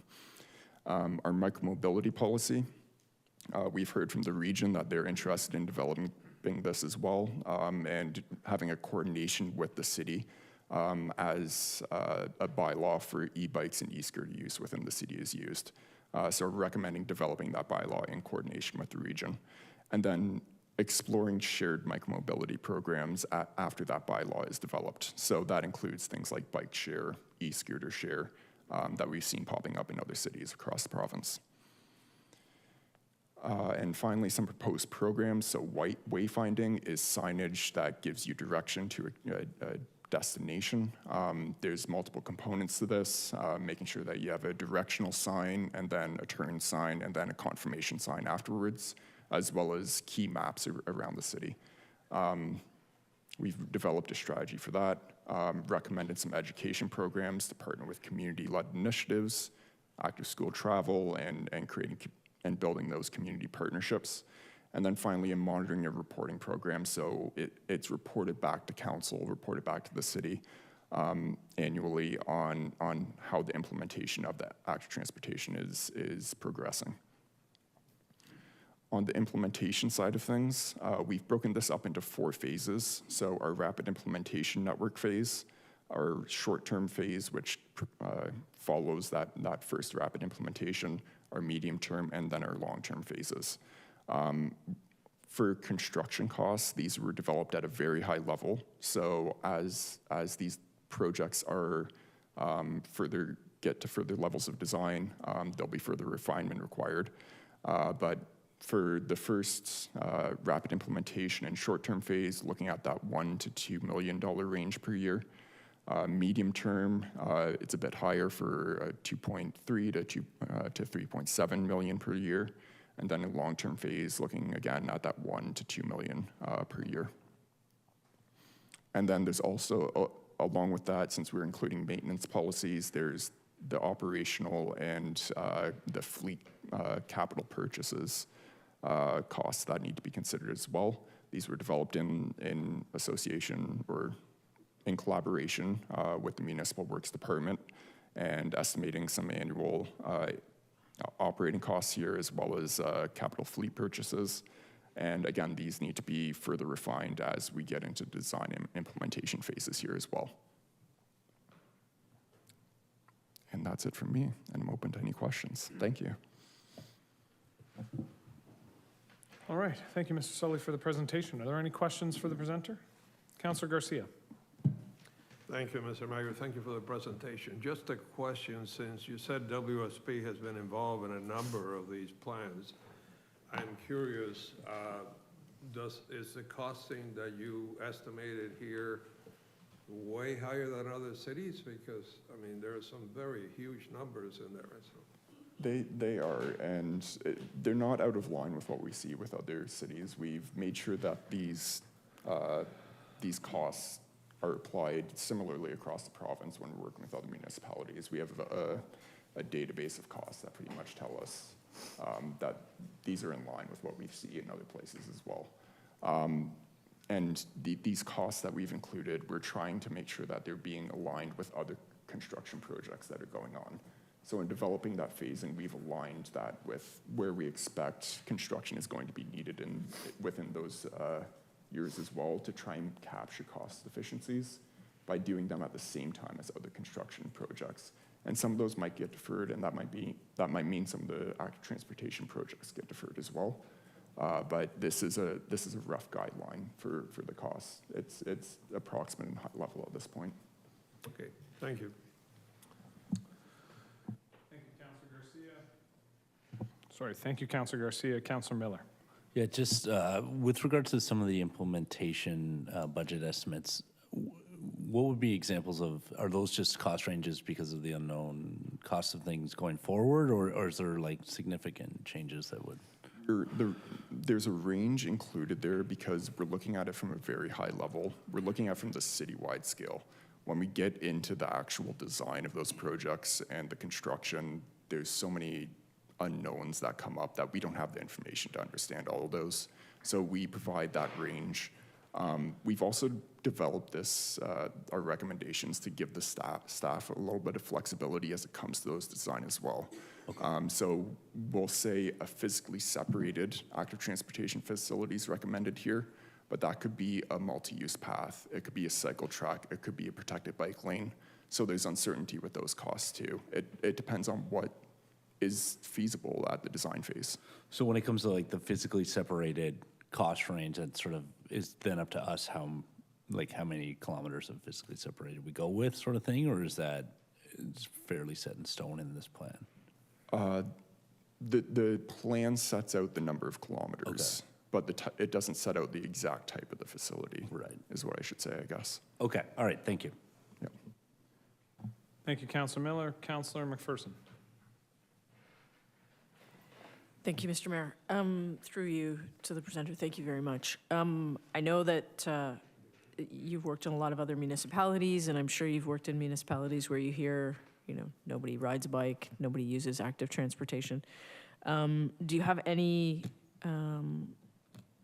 success stories that you can share with other municipalities that have adopted an active transportation master plan and where you've seen the benefits of specifically equity being able to access and travel?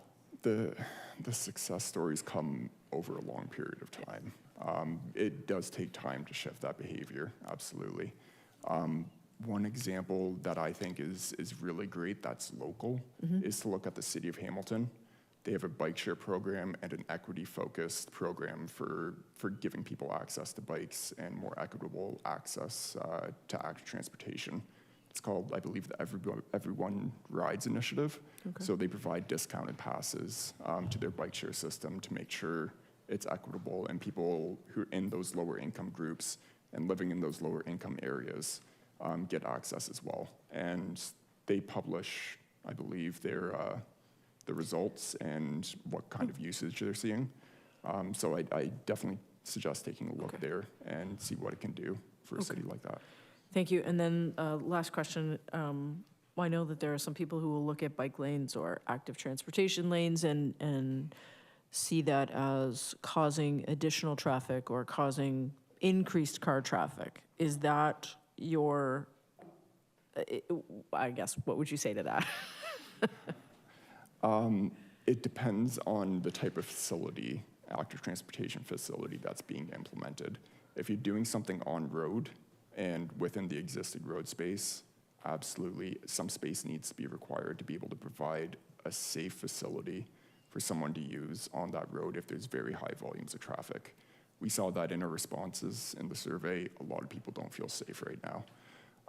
And it really comes down to what, in the sort of transportation engineering realm, we're shifting towards more of a multimodal approach to transportation planning. So taking some of that focus on just people in cars getting around, and by deprioritizing a little bit on that, it provides so many more opportunities for other modes of transportation and not just active transportation, but in transit as well. And giving people the opportunity to see that as a very reasonable and feasible way to get around the city and a safe way to get around the city. Okay, thank you. Thank you, Councillor McPherson. Councillor Stevens. Thank you, Mr. Mayor. To the presenter, question. I guess a city our age would present, there's more problems, being the age of our city, and our planning 100 years ago wasn't there. I'm thinking of like Geneva Street, for example. To put bike lanes in Geneva Street, now you're going to be, and then still have sidewalks, like you have to take land from people's front yards and stuff. I know there's rights of ways that are available there as well, but so that would create more of a challenge, I guess, in certain areas of our city. If you take that exact approach, that could be that challenge. It really gets into, once you get to that design phase, you need to look at the opportunities and the challenges within a certain right-of-way. So that's more detailed than we look at in this plan. But Geneva Street, for example, maybe you can reallocate some space on the road by taking away a two-way left turn lane in the middle of the road in some spots, for example. Or and that can provide some space for a buffer. It really comes down to council, like the city's priorities. Do you want to maintain the existing road and keep everything within there? Do you want some flexibility within the boulevard to provide a separated facility in there as well? Those are the different things that you look at once you get to that more detailed design phase that we don't get to in this plan. All right, okay, thank you. Yep. All right, thank you, Councillor Stevens. Councillor Dodge.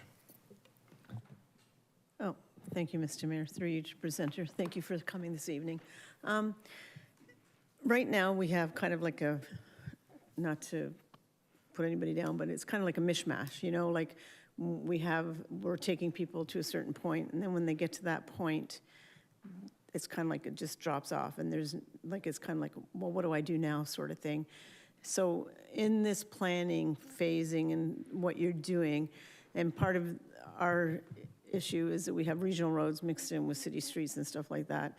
And when I was reading through the report, I didn't really get that the region has a huge grasp on this and whatnot. So like moving forward, I guess my question is, like when we did the waterfront trail and the canal pathway and stuff, we kind of had a vision from, you know, Port Colborne to St. Catharines, and this is what we were going to do, and we were going to have a continuous thing. I don't really see any, like, I don't know whether I'm just missing it when I'm reading it, but like, is there that type of plan happening here where we're going to say, okay, you know what, this is our vision, and we're going to try to get from, you know, downtown St. Catharines to the beach, say, and we want a continuous route to do that, and out of that we can have like branches off, or like, is there something in the works here somewhere that I'm missing that I can't see? Key point that went into the development of the network here. We want to make sure that there's continuous facilities provided and make sure that people can get across the city without having to leave an active transportation or a safe active transportation route. That is what we focused on when we developed that rapid implementation network. So we're using roads that address some of the major barriers in the city, the QEW, for example. So we're using Lake Street, suggesting that as a key route to get across the QEW and connect the north to the south part of the city. And continuing through downtown, we have the Merritt Trail in a short-term phase for implementation, and it's existing there right now too, and that can get you further down south and connect into Thorold eventually. So we really took that approach and made sure that as we were developing that network, we wanted to make sure that a continuous route was being provided. There are gaps, I would say, and that largely is because there's regional roads where we can't propose things. And it becomes a challenge with something like 12 Mile Creek and trying to cross 12 Mile Creek and not use the regional road. That's very challenging in some parts of the city. Mm-hmm. And I think that when we talk about people feeling unsafe with things, I think that's part of it is because they feel safe on part of the route, and then the next thing they're not because there's nothing really there for them, sort of thing. So like, I think that, you know, when in the budgeted part, it's a lot of money we're talking about for this, and you're talking about $2 million roughly for the first, every year so that's $6 million in the first 3 years. I'm hoping that when it comes back a little, I don't know whether it's too late, but we could have something that would say, okay, you know what, this is what we're going to identify, and this is what we're going to work towards, so that, you know, we can get from A to B and C to D, like across the city, and we're going to have it so that it's safe. So I don't know, that would be just some of my comments, but anyway, thank you. Thank you, Councillor Dodge. Councillor Kushner. Thank you, Mr. Mayor. You indicated that a high percentage of our cyclists feel unsafe. How does that compare with other municipalities? I can't speak to other municipalities. We didn't have that exact, we didn't conduct that survey across multiple municipalities. We just focused on the city of St. Catharines for that. But it's going to vary by municipality depending on the type of active transportation infrastructure they have. If they have something more separated, when we see that they have physical barriers between the vehicle traffic and the bike lane, people feel safer in that. And that's what we call an all ages and abilities active transportation facility. So when you have that separation, people within all groups feel safer in that.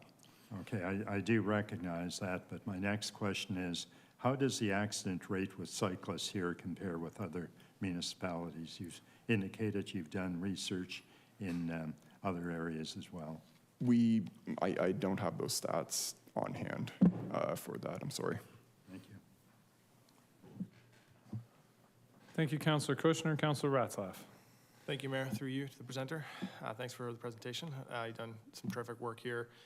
Definitely shown how we're moving towards a connected active transportation network across the city. I have two questions. The one has to do actually with Councillor Kushner's last question there, but just around data collection and looking at performance. How do we know whether or not, like, is it built into this plan that we're going to be evaluating residents' perceptions, residents' increased use of these facilities? Is there that type of thought in this plan, or that type of foresight in this plan, or is that something, a question I should ask city staff? That's absolutely part of this plan. So we developed a monitoring and reporting strategy. So that includes going out and making sure we're surveying residents, asking them how they feel about the network, how they feel about facilities that have been implemented, doing in-person surveys, online surveys, and those different ways of reaching people and making sure we're getting feedback from the community. And then what about the stats? This is something that I've struggled to find myself, asking, looking for stats around, like there's a difference between perception and how safe roads actually are. So around stats around the number of pedestrian accidents at our intersections. Does this plan look at, because I know we're doing a better job moving forward, we're doing a better job collecting some of that data. So is that data going to be integrated into the reporting as well that this plan sets out? Yes, I do believe that we included collision monitoring, collision reporting in the plan, in the monitoring reporting plan as well. No, excellent. I'll have more questions for staff when we get there. But then my last question just has to do with students. So you can talk a little bit about how this plan helps students get to and from school safely. I know that's been a concern for a number of residents, and I think particularly I'm thinking about the garden pathways for my own kids and students that go to Harry Tubman, how important those are going to be. But maybe can you just talk a little bit about how this plan connects with student safety? We really developed that greenway network of local roads, making sure people can make those local trips, making sure we're connecting to schools and providing that approach, and making sure parents who are taking their kids to school have a way to get kids to school on a road that has low speeds, low traffic volumes, and making sure they feel safe while doing that. That's really the approach that we took with that greenway network. Absolutely. Yeah, that's great. I know a lot of residents are concerned about that, so they'll be really happy to hear that. Thanks. Thank you, Councillor Ratzlaff. Councillor Phillips. Thank you, Mr. Mayor. I think most people in this room would agree that right now St. Catharines is a very car-centric city. How do you go about, if we're going to develop a plan, networks, as Councillor Dodge indicated, so that how do you get people out of their cars all of a sudden? You convince them and say, hey, get on a scooter or get on a bike. When we've been driving our cars, regardless of age, how do you convince those people to change their habits? Convincing is in providing a safe opportunity for them.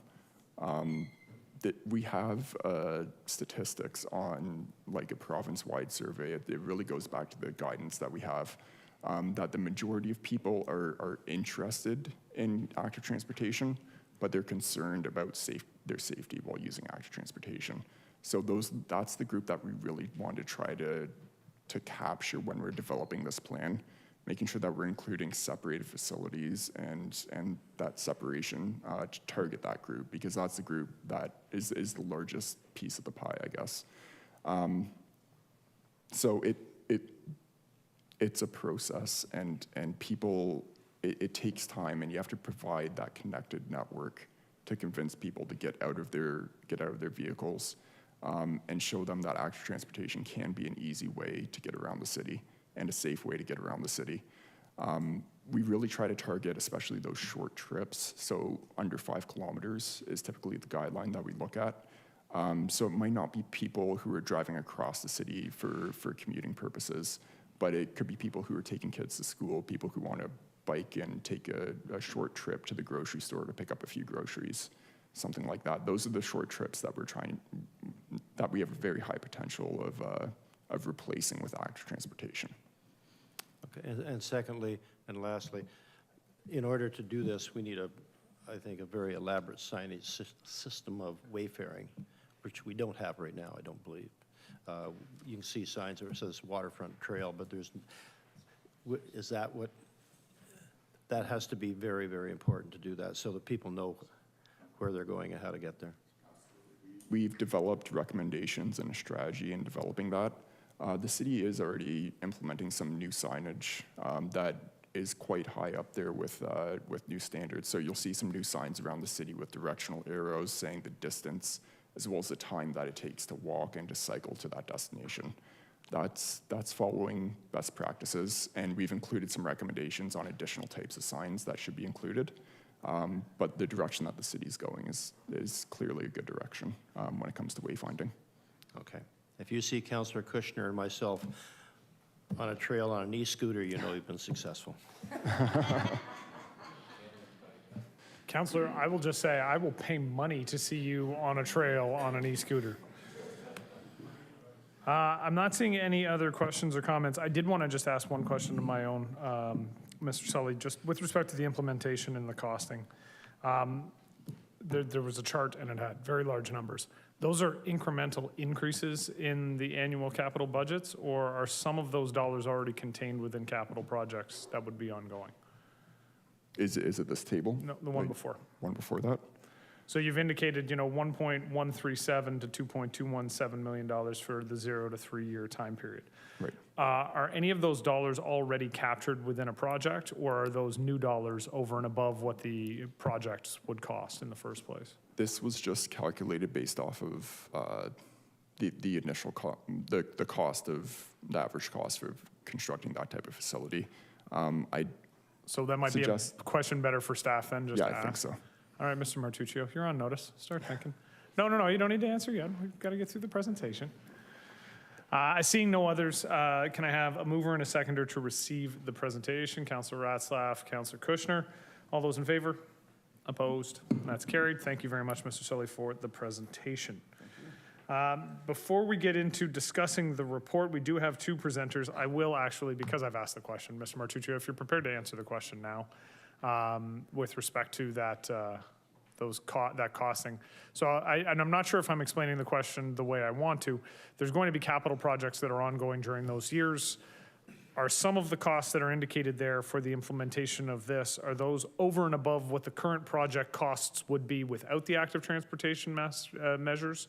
Are some of those costs captured already in the capital projects, or are they all new dollars?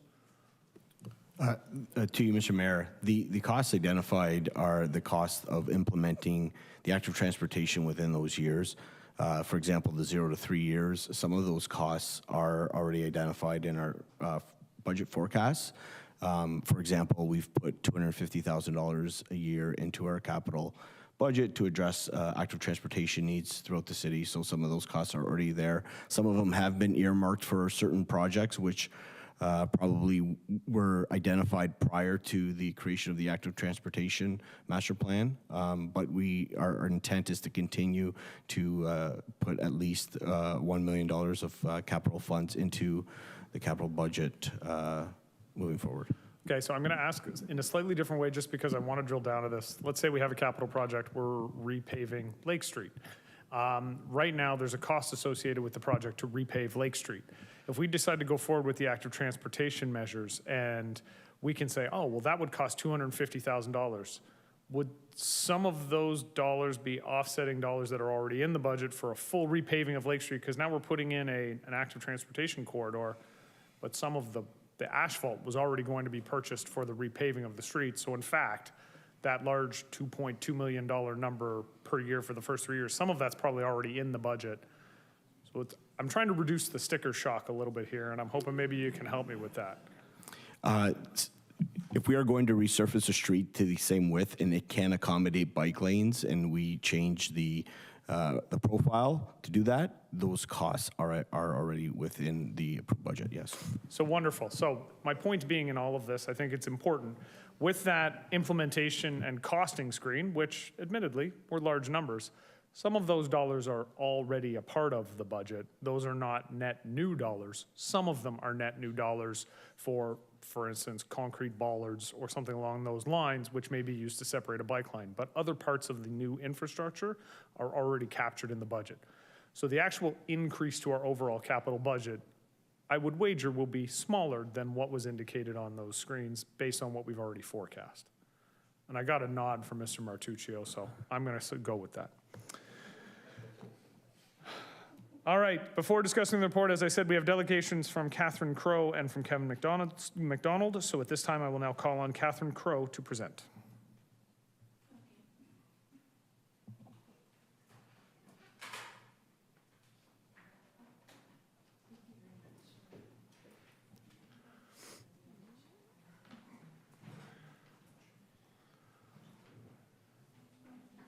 Ms. Crowe, the lectern is yours. Yes, that's probably my height. Okay. Hello.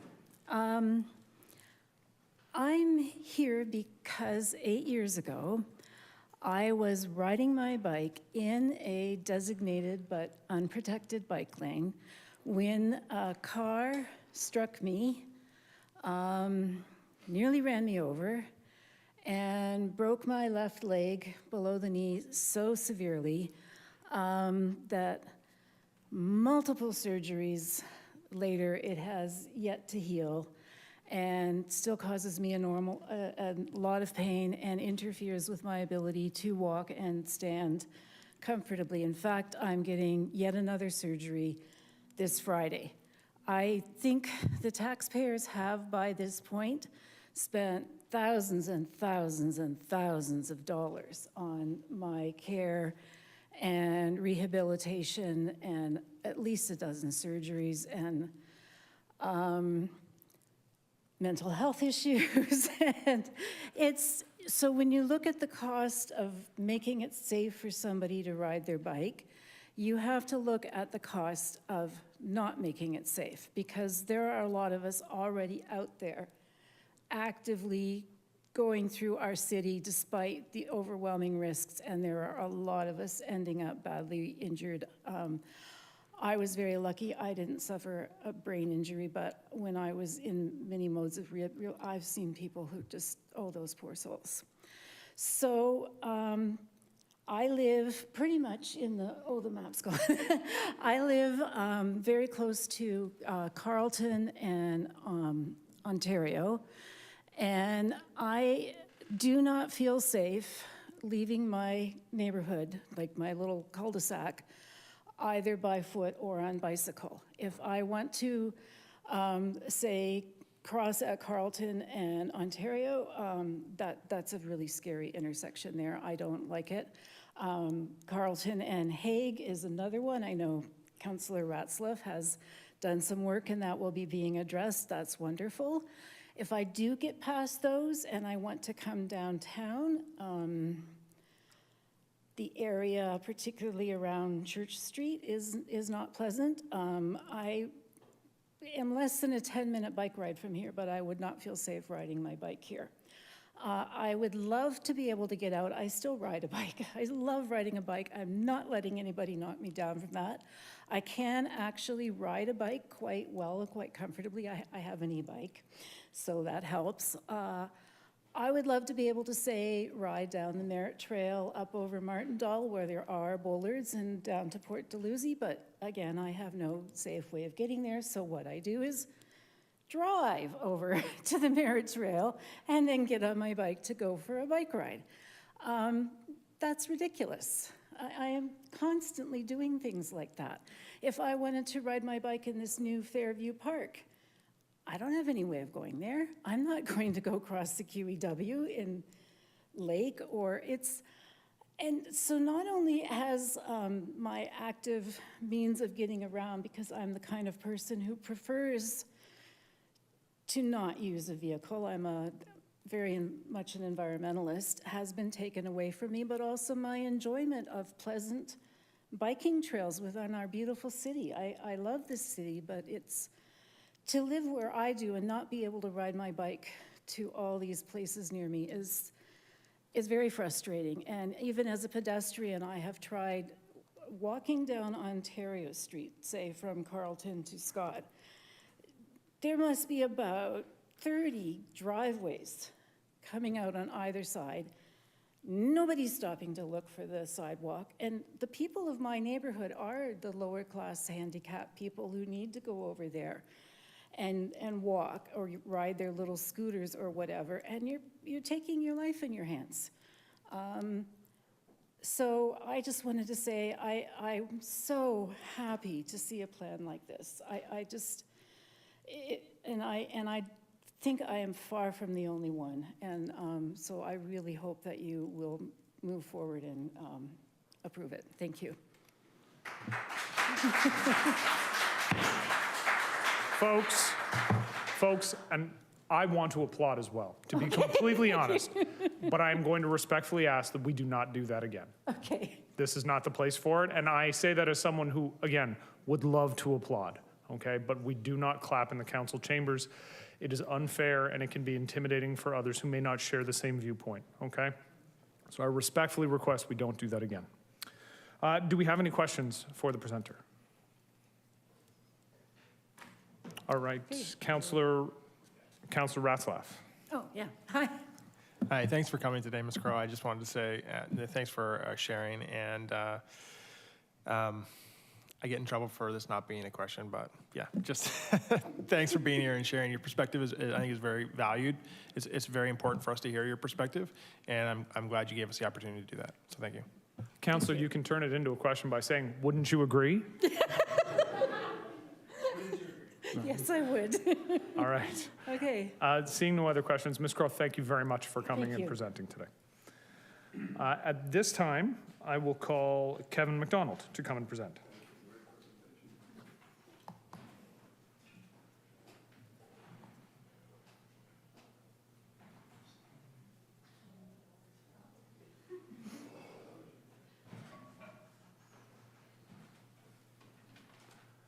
The lectern is yours. So good evening, councillors, mayor, many of the friendly and familiar faces in attendance.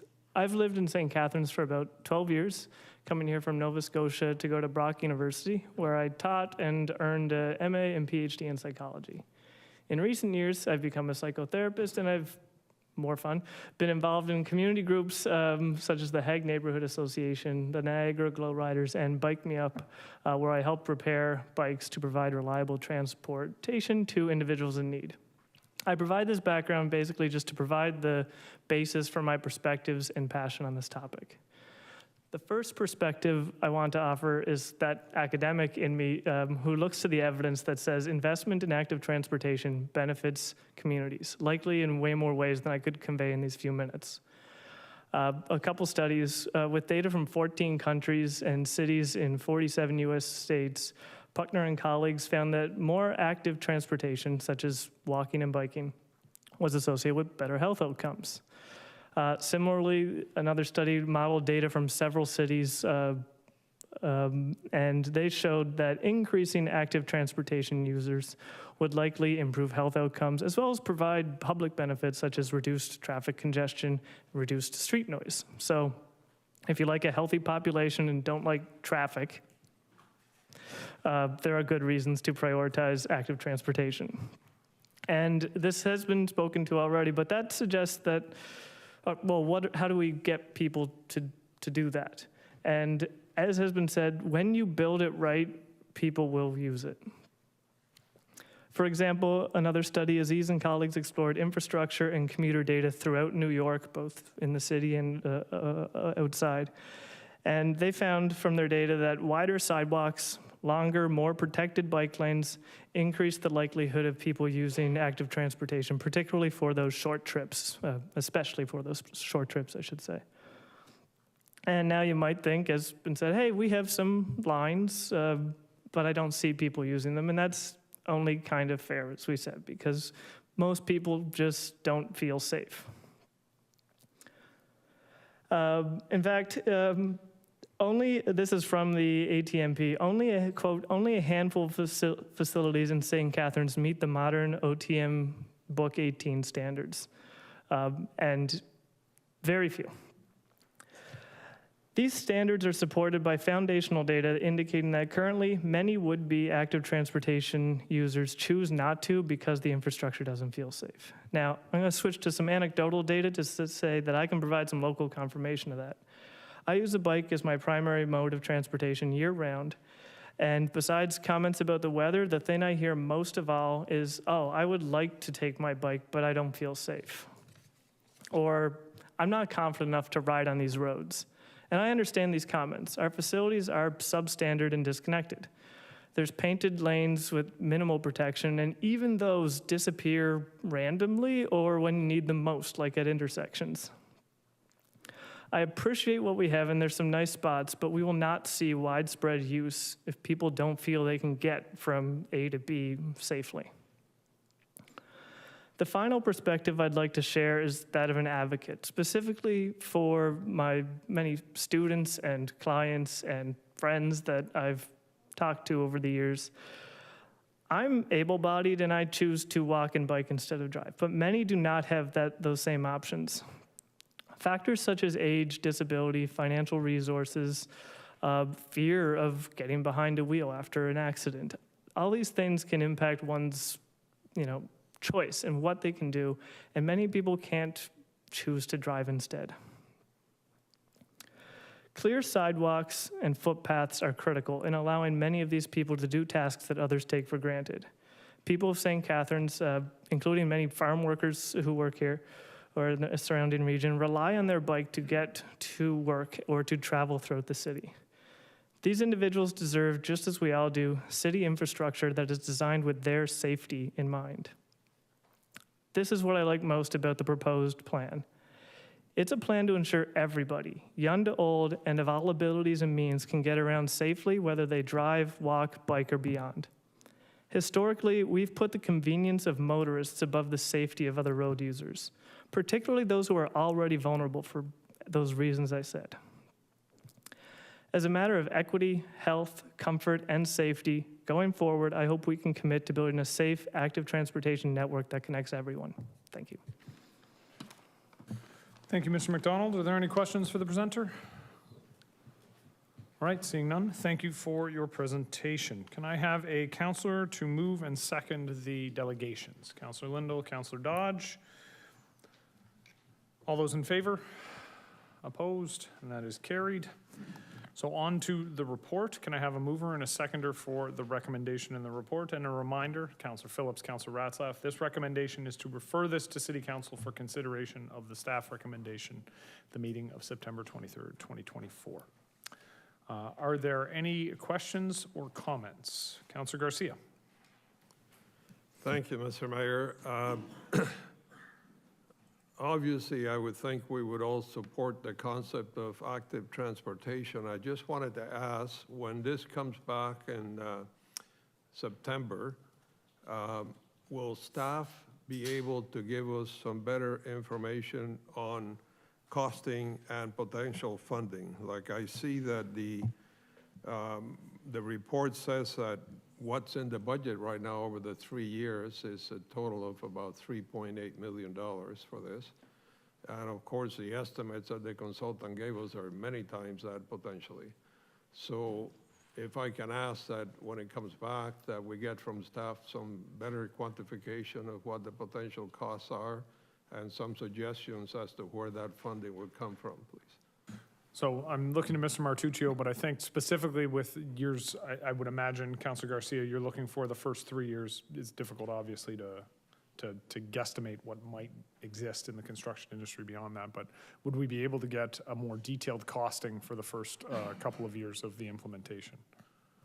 Through you, Mr. Mayor, to the councillor, yeah, we could go through the approved capital budget to identify what funds are available and how they could be used for the implementation of the ATMP. With regards to the capital costs of projects that are in the $3 to 25 years. Those costs, they'll be refined as we move through those projects and the implementation of those projects. As the mayor identified, if we're going to reconstruct a road, it is going to be a lot cheaper to put an active transportation piece of network through that road because we're already in there doing construction. If we have to go in there and just build an active transportation piece of infrastructure that is separated, obviously those costs are going to be much more expensive to do on their own. So that is why I think the consultant has identified the large ranges for the cost of the active transportation network. Costs are obviously more, can be more efficiently dispersed when they're part of larger projects. Can we open up Councillor Garcia again?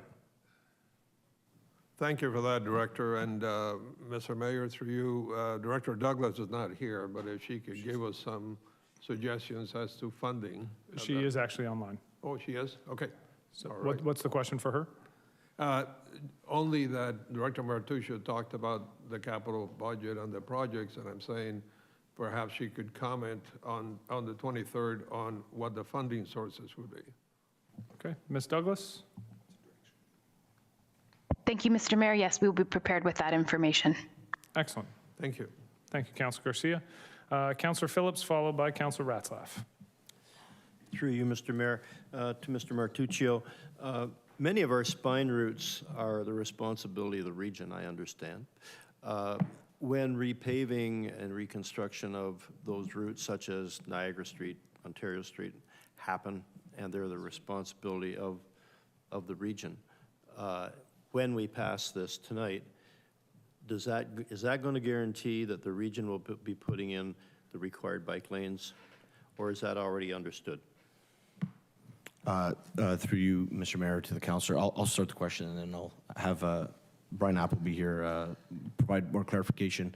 I believe the spine routes that we identified in our active transportation master plan are on city streets. There is infrastructure or active transportation routes that will also be on the regional network, and we do work collaboratively with the region to try to implement those.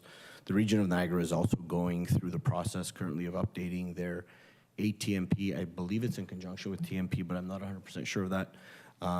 It is something that is always one of the first topics of discussion when we go through reconstruction projects with them is what are their plans for active transportation? How do they plan on implementing it? There's still funding discussions that we work with on the region with regards to that, but we work with them as much as we can. Thanks, Anthony. Through you, Mr. Mayor, I don't have much more to add to what Director Martuccio said. He's correct. The spine routes we've shown, actually, in fact, all the routes we've shown on here are on city infrastructure, on city streets, or in areas that we own. What we have done through the plan is identify gaps in the regional infrastructure that we would like to highlight to them so that they can consider that when they go through their update to their TMP and their transportation master plan and their active transportation master plan, which we understand will be occurring in the relative near future. We've been working closely with the region on the development of our plan, and they are keenly interested to see where the city lands on this so that they can integrate what we have into theirs and be a more cohesive plan moving forward. I don't want to speak for the region, but I know that they have expressed to me that we need to do a better job collectively ensuring that we do have those connections across the city. The residents, the visitors, they don't care who owns the road and who has jurisdiction over it. They just know that they need to get somewhere and they need to get there safely. And so we have to do a better job together to ensure that. So through this plan, we're trying to do our part, and we will work with the region. And I know they are very interested in doing their part. That's good to hear because their routes are probably the longest ones in the city, going from north-south in particular. And if we want our cyclists to get there safely and quicker, then the region has to be on board with us. Thank you. Thank you, Councillor Phillips. I will say, upon council adopting the active transportation master plan, one of my goals is to ensure that whatever comes out of the region aligns with the goals of this master plan. And I'm sure we will have the support of St. Catharines regional councillors. Thankfully, one of them happens to be in the room right now. Councillor Secord came in quietly during the debate, and I'm sure Councillor Secord will happily advocate for St. Catharines active transportation through the region. I'm getting thumbs up while also a finger over his mouth, like, please don't tell people I'm here. So, all right, Councillor Ratzlaff. Thank you, Mayor. Through you, I just have 2 questions and 2 comments, I guess. The first question is for Director Douglas. I just think it would help council if we could put a little bit of perspective on the numbers.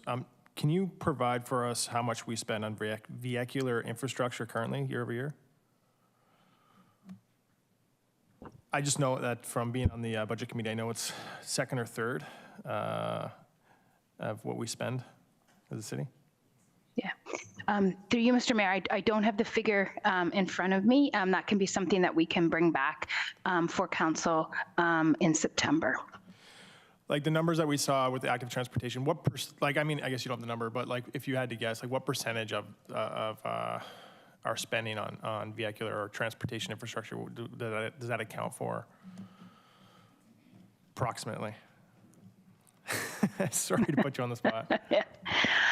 Through you, Mr. Mayor, what I can say is that, you know, when we look at our asset management plan, that we are underfunding in the our road network area. With regards to active transportation, we do spend, as Director Martuccio indicated, there's $250,000 for active transportation.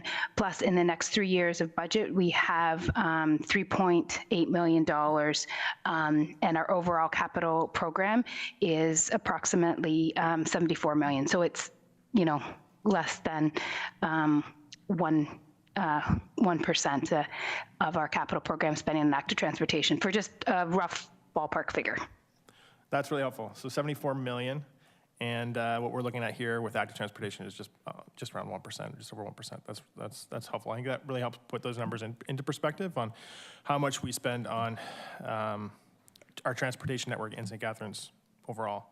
My second question just has to do with something specific in that plan. First Street Louth. Right now, it shows it as long-term. I'm just wondering.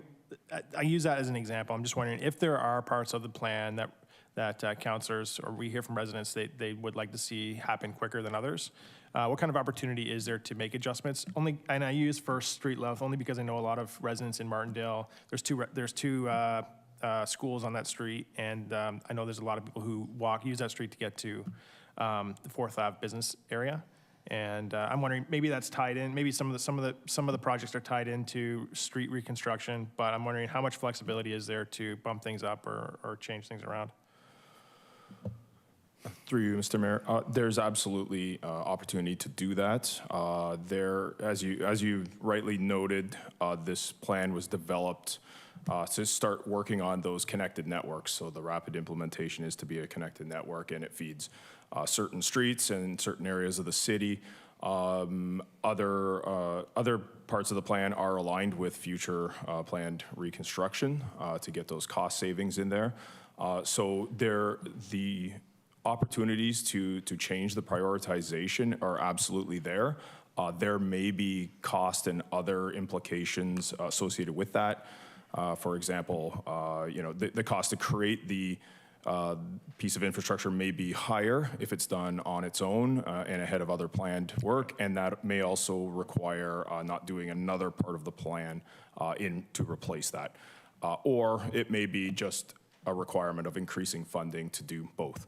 So there certainly is the opportunity to do that, and these are the discussions I think that we would really looking forward to having with councillors as we move through the workshops in the summer. That's great. That's great to hear. Thank you for that. I just want to make one or just a comment in support of this motion in front of us today. I'm an avid cyclist. I think a lot of people around this horseshoe know that. I have been run over by a car on our streets, and that did change how I bike, but I noticed the biggest change was when my kids started to walk and ride to school. it made me a lot more nervous to see them get on their bikes and ride on our roads. And I think that, when children get to the age where they can start walking to the park on their own or biking to school on their own, that should be an exciting, empowering moment. It shouldn't strike fear into a parent's heart, but it does currently. I'm excited for this plan because of the way that for two primary reasons, accessibility and equity. That was touched on a lot in this presentation. And while I couldn't find specific statistics about Canada, I assume we're pretty similar to the States. And in the States, 1/3 of people either can't drive or they can't afford to drive. This group often includes individuals with disability, those with low incomes, the unhoused, students, young people, and seniors. This master plan, once built, communicates to all those individuals in a really tangible way that the city was built with them in mind. As a transit commissioner, I see active transportation as an extension of our transit system. When a bus drops someone off in a safe and enjoyable area to walk or bike, taking transit becomes more attractive. Active transportation and transit work hand in hand, and when we make an investment in active transportation, it bolsters the investment we've already made in our transit system. The second point I wanted to make was just active transportation isn't just about non-drivers, people who can't or can't afford to drive. Even if you live in an area where car ownership is a necessity, this plan benefits you too.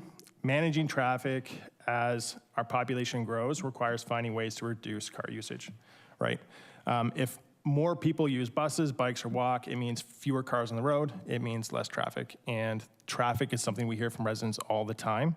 And if we want to see more people enjoying our city and still being able to get around, active transportation is essential. I haven't touched on the environmental benefits. I haven't touched on the potential for creating more affordable housing that active transportation allows for.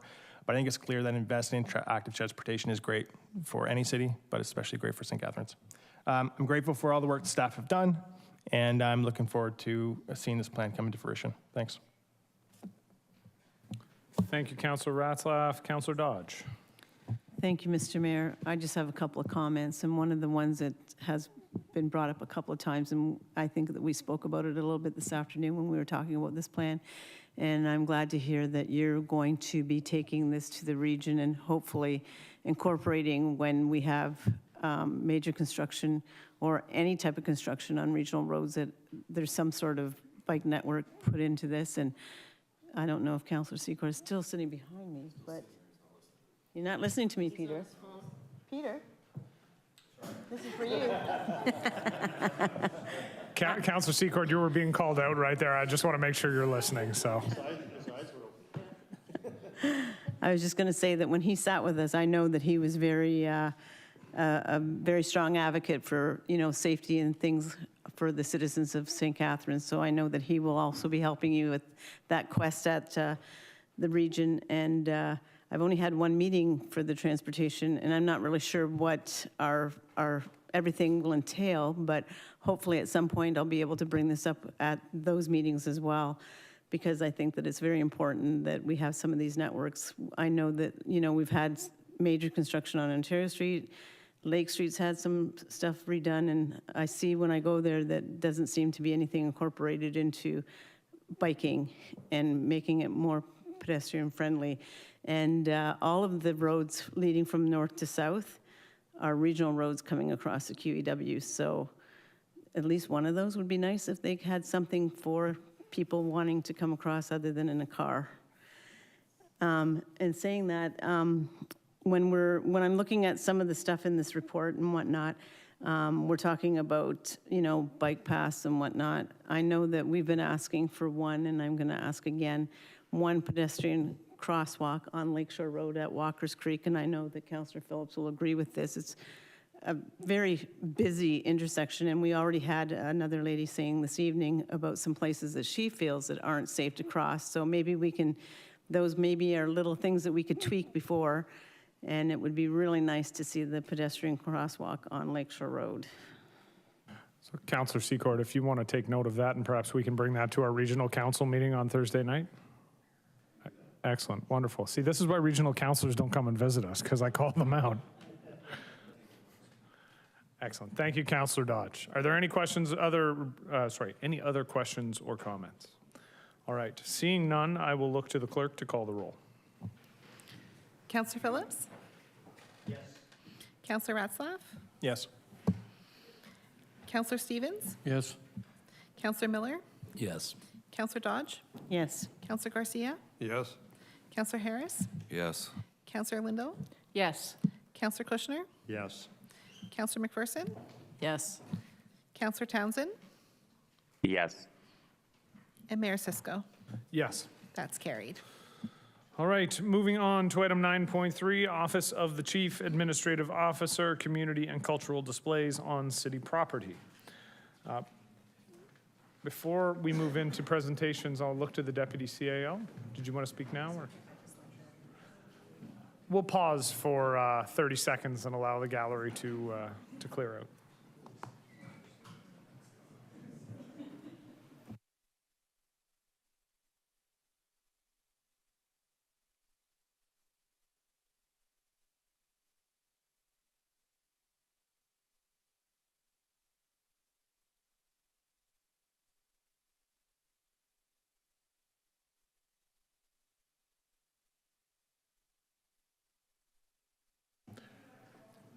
Gee, I wonder who arranged all of those active transportation people to be here tonight.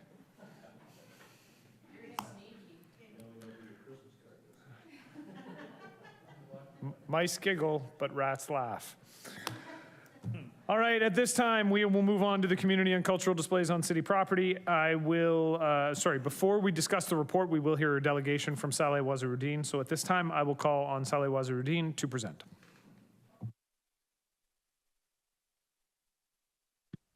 Thank you, Mayor and Councilors. I'm Saleh Waziruddin, speaking today as an individual resident in support of staff's recommendation to not allow religious displays on city property.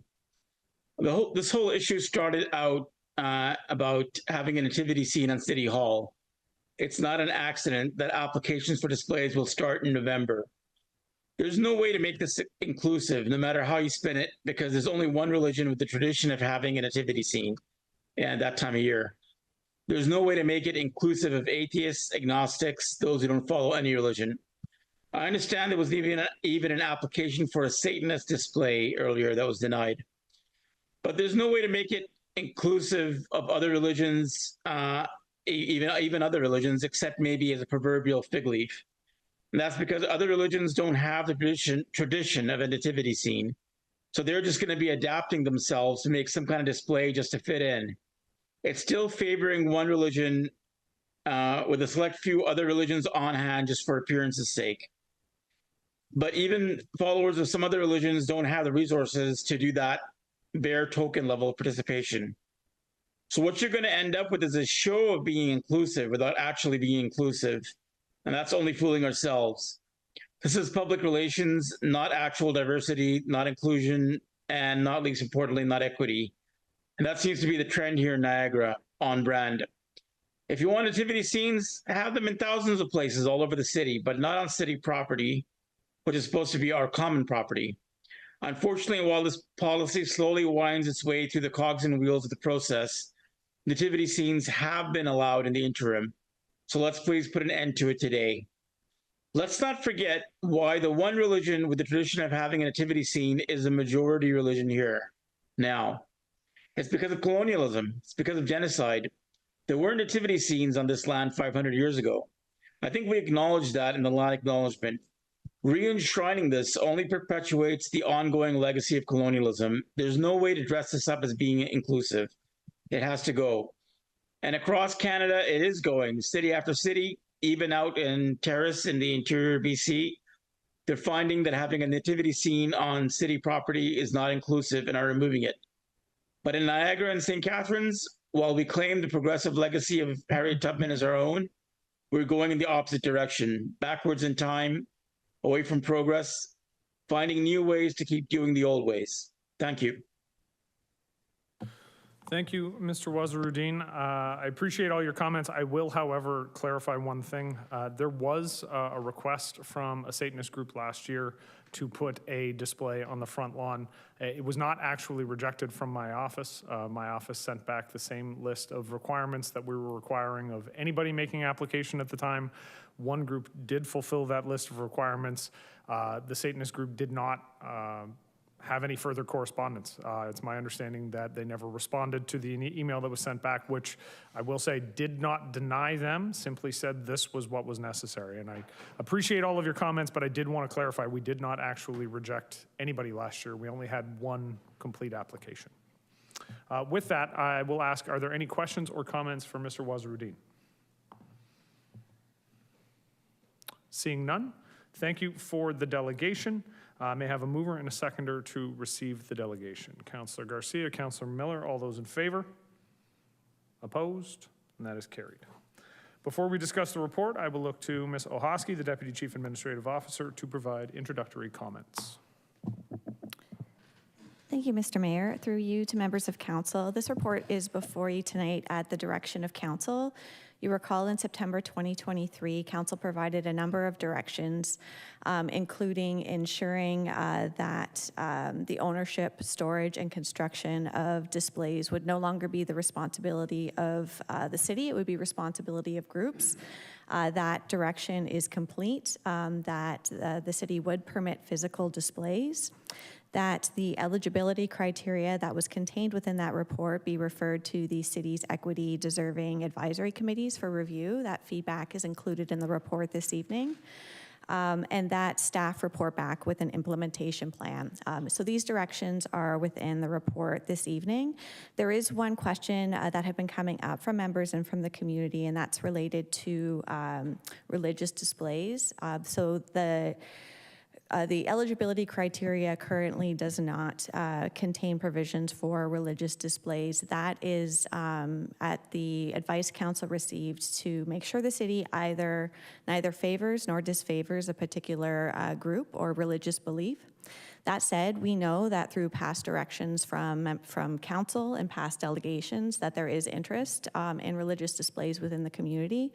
So we've done our best within this report that should council decide to do an amendment to allow for religious displays, to do our utmost to make sure that we're neither favoring nor disfavoring a particular belief. Some of the provisions we've included are making sure there's more than one location as an option, so that there's multiple places that displays might be installed, as well as making sure there's a process that's clearly a first come, first serve, so that the city is neither disfavoring nor favoring a particular group.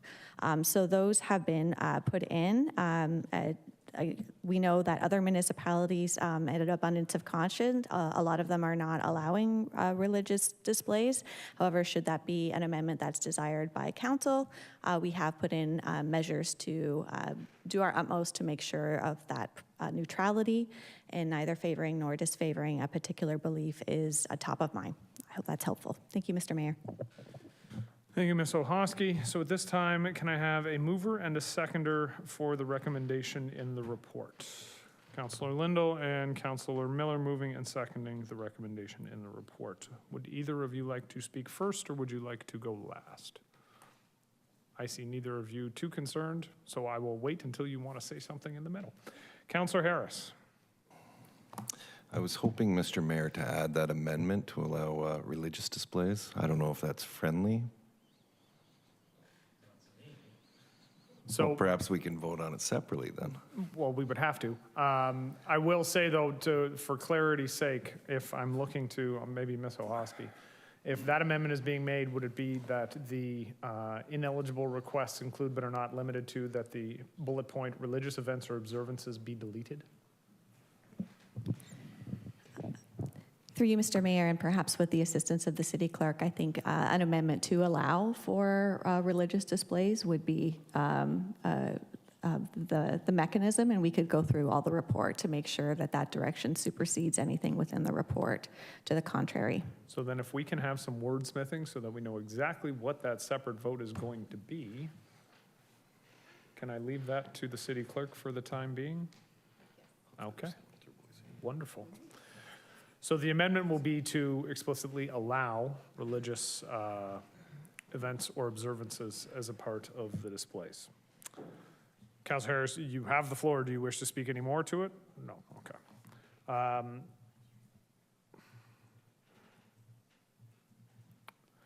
So this is an unfriendly amendment, so we actually have to speak just to this amendment at this time. I have Councillor Kushner and Councillor Garcia. Are you speaking to the amendment? Yes. Okay, so Councillor Kushner? Thank you, Mr. Mayor. The concern I have is that we're moving into an environment which is politically and culturally a very hostile environment. And I would suggest that for this, we look at it every year, because I can see in the future this becoming a very disputed situation, and therefore I put another amendment on that this take place for 1 year. So Councillor Harris, would you be willing to accept that as an amendment to your amendment? Okay, so we're going to add that this be time limited for 1 year and be revisited in July of 2025. Because I enjoy nothing more than this debate coming back on an annual basis. Can we open up Councillor Kushner's microphone for a moment? Yes, Mr. Mayor, if that makes you happy, we'll probably have a chicken debate in 2 months also. Oh, Councillor Kushner, I will only ask that someone raise the cat licensing bylaw idea as well, because Councillor Harris enjoys that one so much. I will go to Councillor Garcia. Thank you, Mr. Mayor. I will certainly support Councillor Harris's amendment, and I just want to share that this council spent a lot of time already last year discussing this very issue, and we came up with the conclusion that we would allow religious displays, but that we would make it all, put it all on the group doing it, where they have to maintain the display, they have to store it, they have to set it up, and they have certain limitations. And to me, that worked well, and I was glad to hear what you said, that somebody else applied, and that was the objective, that anybody else could apply to do it. And there wasn't a time of the year limit on this as far as I'm concerned. I thought that if somebody had a religious event that happened in June, they could do that, and So I would certainly support that, because I think it works well, and I think it's important for the community to continue to do that. And the people that put on that display spend an awful lot of time working on it and contacting the city. So thank you. Thank you, Councillor Garcia. Councillor Miller. Yeah, I too tire of talking about this. I'm not going to reiterate the same thing I say every year about this, other than to say that I appreciate staff's work on this. I appreciate that both our equity-seeking committees are in support of the plan, not including religious displays, and remind council of some of the legal advice we've received around this. But I do want to just touch on this idea. We didn't really agree to allowing religious displays last year. We had a motion come forward that was engineered in such a way by councillors working with the Christian churches to basically only set up that the nativity scene would be allowed to be displayed. It was modified in such a way that, as we saw, as the mayor pointed out, no other religion, including the Satanists, were able to meet the criteria. So it really was, really designed just so we would have the nativity scene and nothing else. And that sort of goes to what Mr. Waziruddin was saying, is that, well, we can do our best to not favor or disfavor anyone. Ultimately, what we are going to end up with, if we do this, is a single religion displaying a single display and nothing else.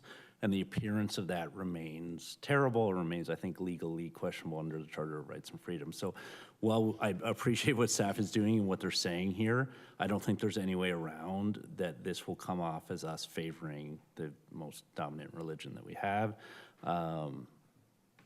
and the only one that will end up with a religious display again this year. So it will be another year after we've been told this isn't the right thing to do that we will do it, and I just don't think that's something we want to be doing as a city. So thanks. Thank you, Councillor Miller. Councillor Ratzlaff. Yeah, I through you, Mayor, not to reiterate all the points that we've talked about a bunch of times already, but just building on what Councillor Miller said about paying lip service to inclusivity. Staff did tell us last time we had this conversation that if we truly wanted to be inclusive, we had to dedicate funds to a staff person that would work with religious groups to make sure that minority groups were able to or were represented. This amendment to this recommendation doesn't reflect that. The plan that we have in front of us doesn't reflect that. And in fact, when we had that conversation, the councillors who wanted the religious displays also didn't want to spend the money on dedicated staff resource to make sure that our program was inclusive, or at least more inclusive than what this will end up being. So, thanks. Thank you, Councillor Ratzlaff. Councillor McPherson. Thank you, Mr. Mayor. Can I ask a question of staff regarding the other municipalities? The question is, are there other municipalities that actually display a nativity scene? My understanding is that there aren't any others in Ontario. Our research, we could only find one other in Ontario, and I think that was as of 2022. Okay. So thank you. And that's where my concern lies, is there is a reason why other municipalities in Ontario have chosen not to have religious displays on their city hall lawn. I do have concerns as well about the idea of it popping up in Montebello Park, or, that does seem concerning to me. And it has been said by Councillor Miller and Councillor Ratzlaff. I think we can use the words equity and we can use the words inclusion, but we also have to recognize that some of the things that are traditionally and have been traditions are not equitable and they are not inclusive, and that our community is extremely diverse and is becoming more diverse by the day. And this idea of religious displays, it just doesn't seem to jive to me with what our government and what the city should be representing. Thank you. Thank you, Councillor McPherson. Are there any other comments with respect to the amendment? And I'm going to ask that the amendment be put up on the screen so that we can see it. I have my hand up, Mayor. Oh, Councillor Townsend. Thank you, Chair, for letting me chime in on this ongoing debate that we seem to continue to have.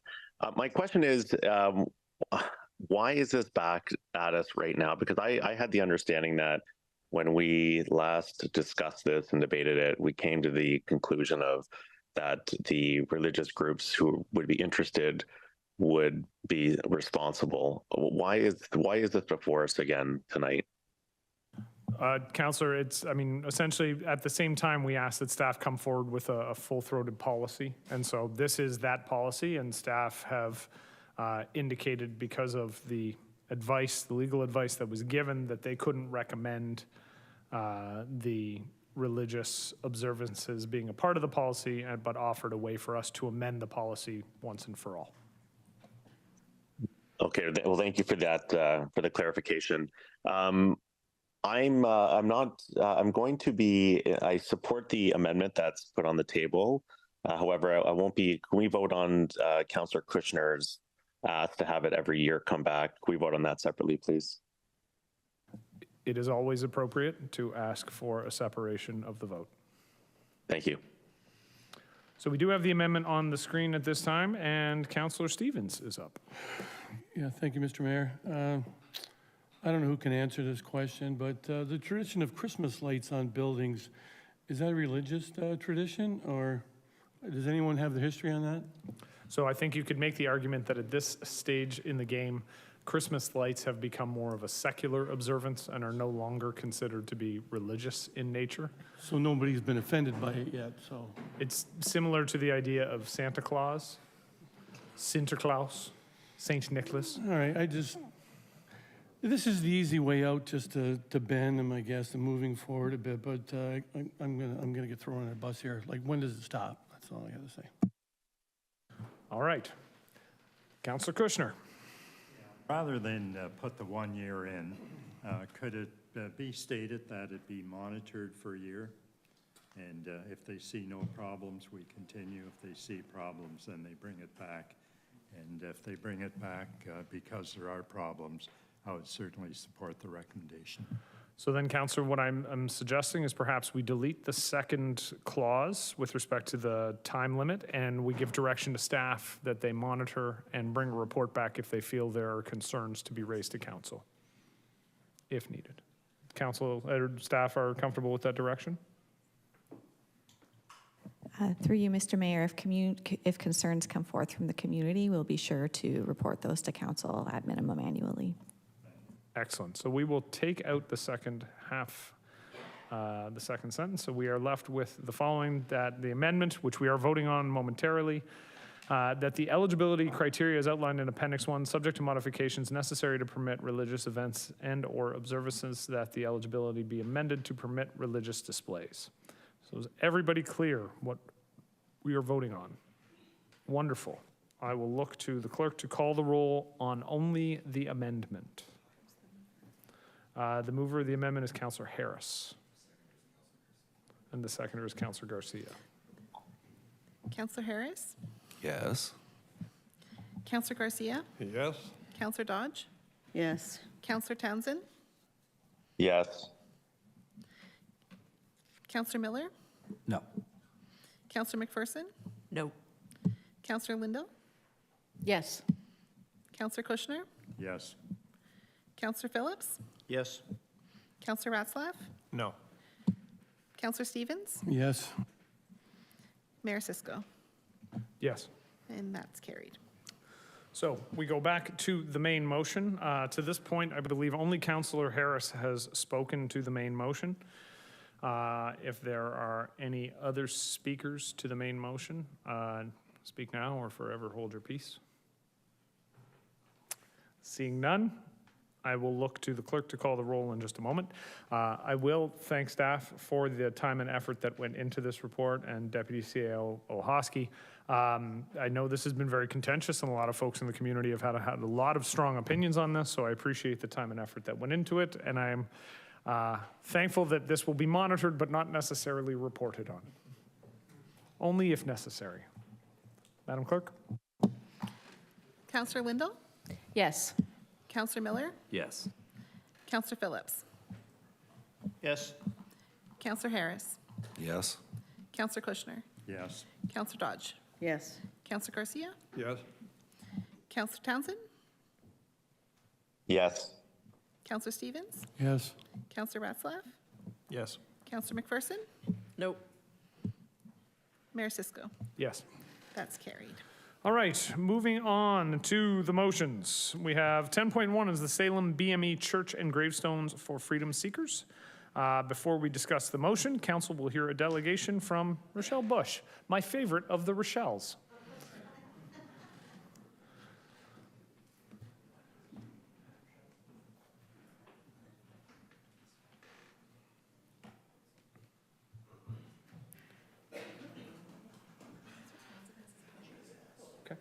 And before Ms. Bush, before you get going, Councillor Townsend, you have your hand up.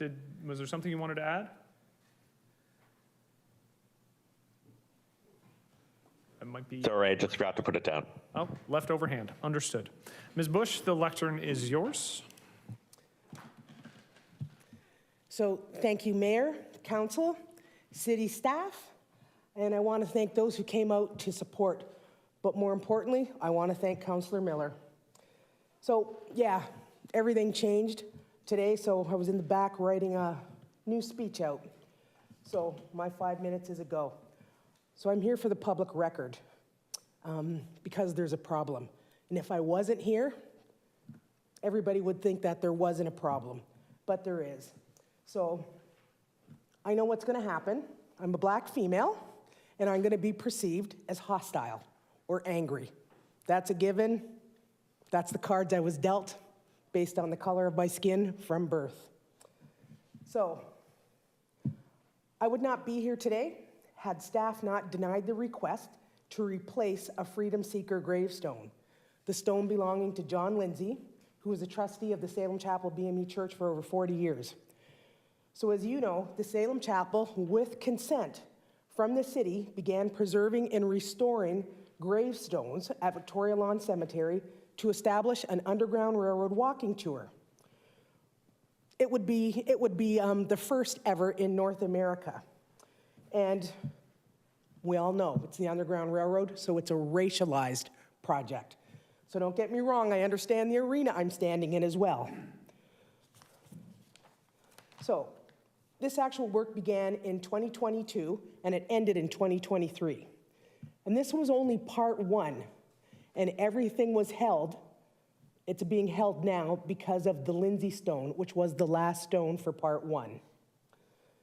As you know, the stone is severely damaged, and we wanted it to be reburied and then replaced with a new stone. City staff denied that request, and they said it by email. So by email, they said they planned to display the stone that was damaged. So that would be easily subjected to vandalism if somebody went out to the cemetery and decided, you know what, let's take it apart. So we didn't want that. We wanted it to be reburied. Bear in mind, city staff had no idea about any of the people, the freedom seekers, that were buried out in the cemetery until the Salem BME Church came forward and told them. So they attached themselves to a stone and a man they knew nothing about and did not care about. So they said the BAO was the boogeyman. And I got some feedback because, of course, there was a lot of inquiries. They said that, you know what, if they moved forward with the Lindsay Stone cemetery license could possibly be revoked. This is the legal team. And they said there could also be a $250,000 fine. It could be imposed. And I inquired, why this Lindsay stone? Why not the other previous stones? Why just John Lindsay? So why was the BAO not concerned with the other stones that were previously restored and unearthed? And I recently learned that the BAO contacted the city in February 2023 because of a picture that was in the newspaper. So there's a picture of one of the restorators, and he's there with a shovel, so there was concern that perhaps, we were digging up human remains. We were out there being grave diggers. Well, the city clearly corrected that, and it was resolved. That information came to me recently, but at the time, I did not have my laptop in front of me to go back and look at the newspaper accounts, just to make sure everything that I was told lined up. So that happened in February 2023. In April 2023, two of the perpetrators that brought me here today were in a newspaper account from TVO. They were happy with the project, and they were talking about the restoration and how we're going to move forward with it. Then there was the CBC documentary where John Lindsay is being heralded because he was the richest black man in Niagara, and again, a trustee of the Salem Chapel. There were no issues. And at that time, it was indicated, well, shortly thereafter, that we wanted to replace the stone. So in November 2023 at a meeting, it came up again. We wanted to replace the stone. Then I received an email this February, so a year after the fact, that we were being denied that request. The stone would not be replaced. So I do want to state that the motion is very, very good. However, it does not give us the right to make decisions over our deceased ancestors. Remember, this is a racialized project. So we're still beholden with this to the city. So as the motion is read, you're going to read, the city must be satisfied. The city determines if we've exhausted searching for the individuals, the living, or the descendants of the deceased. So it's still not up to us. So yes, absolutely, this will be next leveled. So to me, the city's legal team should have figured this out before they even allowed us to advance with the project and raise the $16,000 to restore the gravestones. So that said, this is a project that city staff ruined for us, and they did it because they could. Had nothing to do with the BAO. This is true because CBC filmed a 90-minute documentary, like I stated, 4 months after the BAO contacted the city. Then, It's alleged that the BAO said follow the rules. Well, that's not true because we continued on and restored a couple of more gravestones. As I said, the motion is good. However, it does not make us whole. We were robbed of our joy, and the project is incomplete. How are we supposed to complete this project now? Like, I certainly don't want to go into Victoria Lawn Cemetery and research because there's more individuals and famous individuals that are out at Victoria Lawn Cemetery that should be part of this Underground Railroad walking tour that we should all be celebrating. So lastly, I hope you understand why this does not feel like a complete victory. And I would also like to know if the names of the other freedom seekers that were already restored, were not of a concern to the BAO, if they'll be also listed. Thank you. Councillor Harris.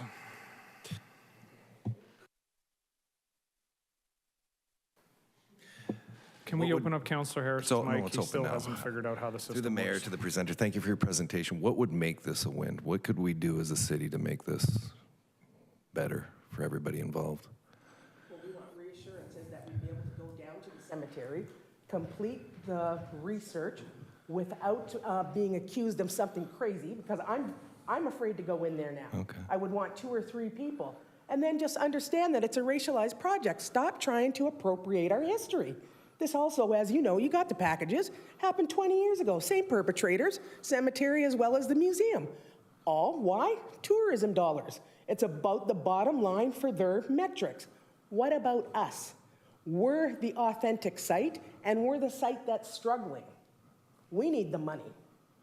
Even though this is supposed to be a free walking tour, we need the money. The QR code was supposed to be free, not to be directed to the museum. If anybody's going to be making money off of this, then it should be the church, and we don't want to. It's supposed to be free. Okay, perfect. Thank you. Thank you. Councillor Kushner. Thank you, Mr. Mayor. I had the same question, but I'll ask you differently. What exactly would you like in the motion that is being presented on the screen? What wording would you suggest? Why should we have to satisfy the city? We're not going to break the rules for the BAO. The city's going to make sure that that doesn't happen. So at what point will they say that they're satisfied? They could easily come back to us and say, yes, you're telling us you exhausted everything, but we really don't think you did. We want that to stop there. So when can we say it? So with Lindsay, for example, we know that most of his relatives are in the United States. Some may be here, but if they're here, guess what? They're white presenting, and they're probably white presenting for the last 3 generations. I'm not going to go tell them that they're now black. No, let the city do that, because they're going to bring harm to us. All because of this project, and a lot of the people are. They're now white presenting. Okay, could you help us with a statement that would clarify what you want? Oh, Councillor Kushner, now you've put me on the spot. No. Okay. I never thought to that level. Never thought anybody would be that kind. Thank you. No. Okay, perhaps, Mr. Mayor, our staff could draft a statement for us which would satisfy the church. Yes. It's that, as well as in the other one, where the city has to be satisfied as to whether or not we exhausted everything. So if that's taken out, that would resolve the problem? Well, sure, because the bottom line is if somebody does appear and say that they're a descendant of the Lindsays, then the onus is on us. We have to remove the stone. We have to bear the cost for all of that. Okay, I'm asking our staff if they can help us. Okay, so Ms. Owoski, can you suggest what we strike out from here? Through the mayor to council, to the satisfaction of the city, I think, and I look at to the city's assistant city solicitor as well, is something we put in to our agreements as a matter of course, but we could take out to the satisfaction and put as per directed this evening, and to the satisfaction of the Bereavement Authority of Ontario, or in compliance with the Bereavement Authority of Ontario. Yes, if that would thank be you. amenable to the presenter. Thank you, thank you. Yes, that would be. Thank Okay, you. Thank you, Thank Mr. you. Mayor. I would make that as an amendment then. Okay, so that's an amendment. Councilor Miller, is that friendly? Thank you. Wonderful. Are there any other questions for the presenter? Seeing none? Thank you. Thank you, Ms. Bush. Thank you very much. Thank you.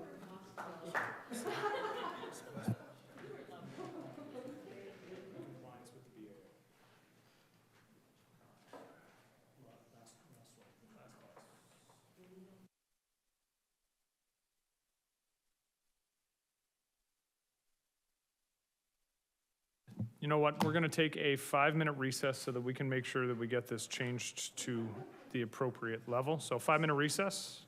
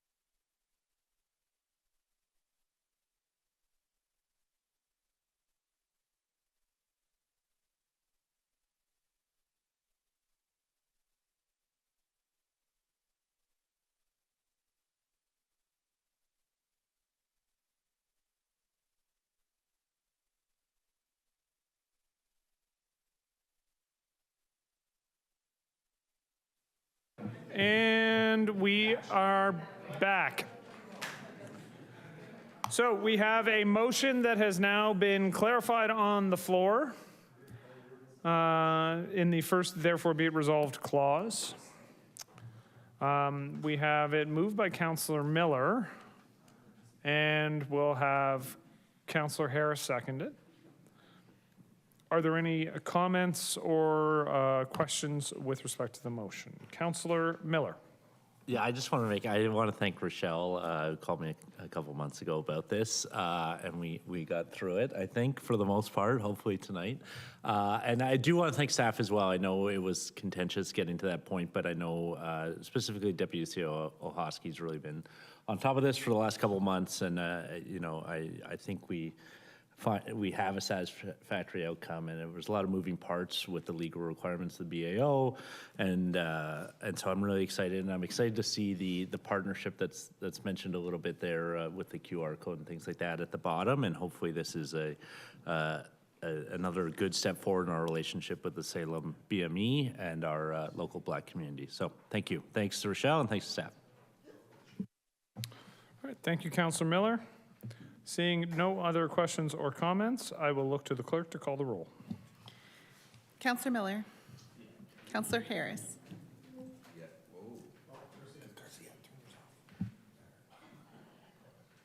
Councillor Harris.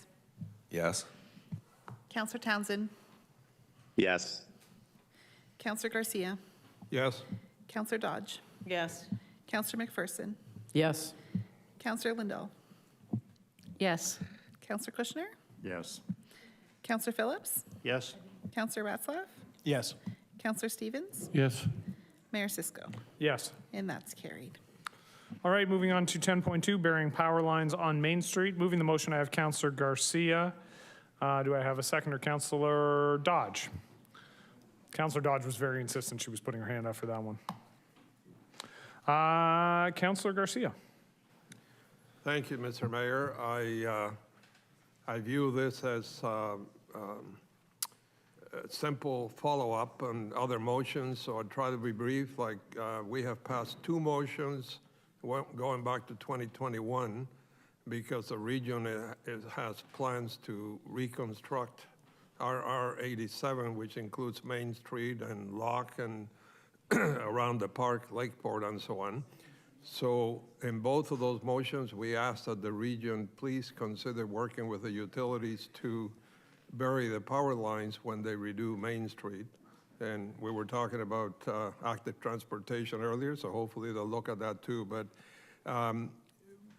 being proactive, since the electric utilities are the main ones, of course there's also Cogeco and Bell, but the electric utilities are the ones that affect the trees mostly, where they get trimmed back and so on.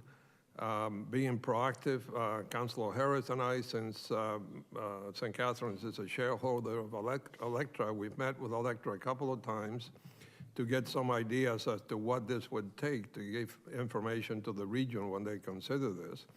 And the last meeting that we had, they said that they can give us a specific cost estimate with all the implications of what it would happen if you were to bury the power lines along Main Street. And that to do that, because it requires a lot of their staff time, they required between $10,000 and $20,000. So my motion is to provide up to $20,000 from the taxpayer stabilization reserve, which is specifically for one-time items like that. Thank you. Thank you, Councillor Garcia. Are there any other questions or comments with respect to this motion?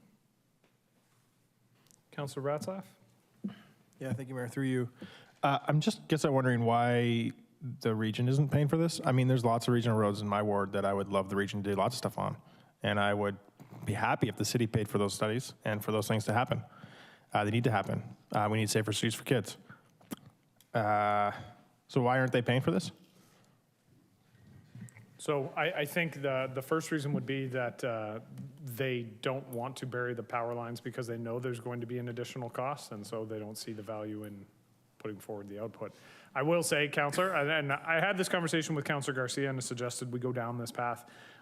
We have the request to bury power lines on a regular basis. I'd like all of us in all of our wards would love to see that happen in a number of places. The truth is, we don't actually have good costing as to what that would actually cost right now, what the implications of that would be, because it goes, my understanding, conversation with Councillor Garcia, conversation with Electra, it goes beyond just the burying of the hydro lines.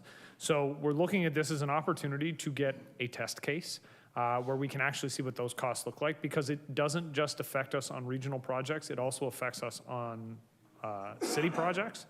So having that cost estimate along with the other issues that are raised in a situation like this is probably good information for this council to have and allows us to make better decisions going forward on our own projects. That would be my justification, and that came out of my conversation with Councillor Garcia. All right, that's helpful. Like, I mean, so the information's coming to city staff, and then we're going to be able to apply that to other projects within our city. We would be able to apply it to other projects, and we can also provide the information to the region to see if we can see the region forward in burying those hydro lines. That's helpful, thanks. Okay. Councillor Stevens. Thank you, Mr. Mayor. It's not a question. Am I doing questions? I can't remember. You're allowed to ask questions or make statements. Okay, so I guess one of my statements would be, I think you have to be careful what you ask for, because I know in certain areas where they have buried the lines, one of those neighbors is going to get stuck with that great big box in their front yard, right on the main street. And if a street that long, there's going to be more of them than just one here and there. So I think you're going to be willing to take those phone calls from that resident that got stuck with that great big box in their front yard down in Port Dalhousie. So if it's the main reason, are we just doing this to make it look pretty? Or, because I remember talking to hydro staff before, and longevity of the wires are no different, they told me, from whether they're buried or above. I guess the only difference would be they're prettier looking underground, and in a big windstorm, maybe they won't blow down. I think that'd be the only thing. So I just don't see the value in it myself. So I will say, I think the value of the request here, asking for the report, is that we would also have that information. Those are some of the other consequences that I was mentioning. You know, it's not just a matter of make it look pretty, but I mean, there are issues with respect to how houses are connected in and the green transmission boxes, et cetera, et cetera. So all of that would be contained in the report. All right, seeing no other questions or comments, I will look to the clerk to call the roll. Councillor Garcia. Yes. Councillor Dodge. Yes. Councillor McPherson. Yes. Councillor Miller. Yes. Councillor Phillips. Yes. Councillor Ratzlaff. Yes. Councillor Townsend. Yes. Councillor Stevens. No. Councillor Lindell. Yes. Councillor Kushner. Yes. Councillor Harris. Yes. Mayor Cisco. Yes. And that's carried. All right, we are on to item 10.3, which is the motion regarding Woodgale Park. I'm just going to pause for a moment.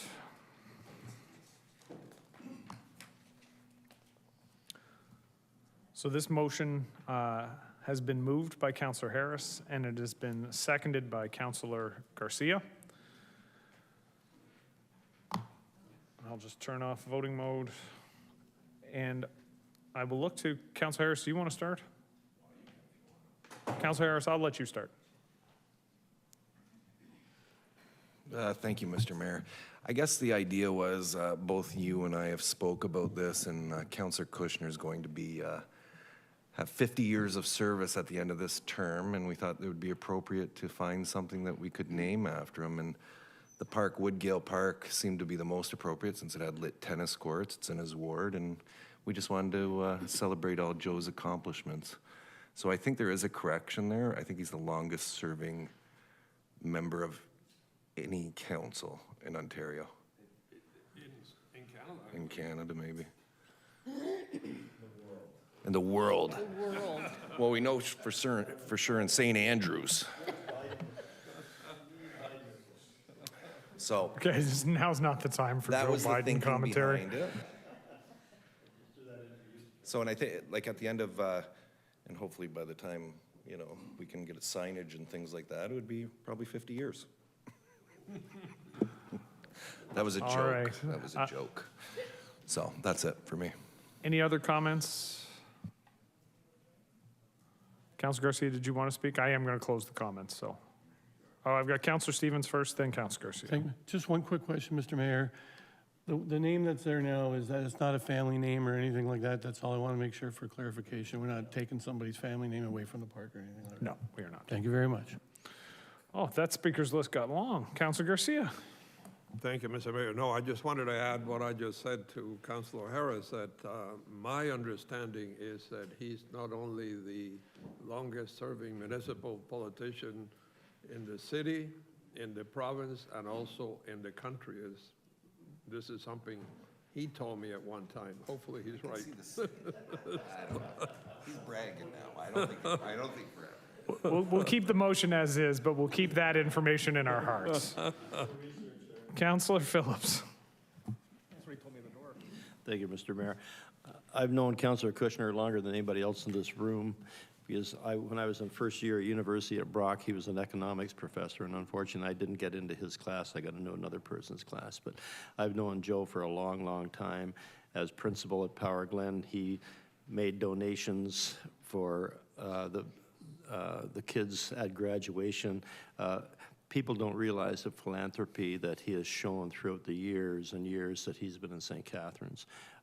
He's worked, he still works, talking with Matt, he still works very, very hard as a councillor, responds to his residents as great as we all do. And he certainly deserves a commendation, and I think this is the best way of doing it. It's a great park, as you said. It has tennis courts, which he is very proficient at playing on. And I think once he gets to see the sign up there, he'll be pretty proud of what the contributions he's made. St. Catharines should thank him. Thank you, Councillor. Councillor McPherson. Thank you, Mr. Mayor. I will give Councillor Kushner credit for me being here, because in 1976, along with all of the neighborhood children on Clement, we were given the task of painting his campaign signs. And it was a very brave thing for him to do, to give children spray cans of spray paint. So that was the first campaign I worked on, and it probably was lead. I'm probably going to pay for it later.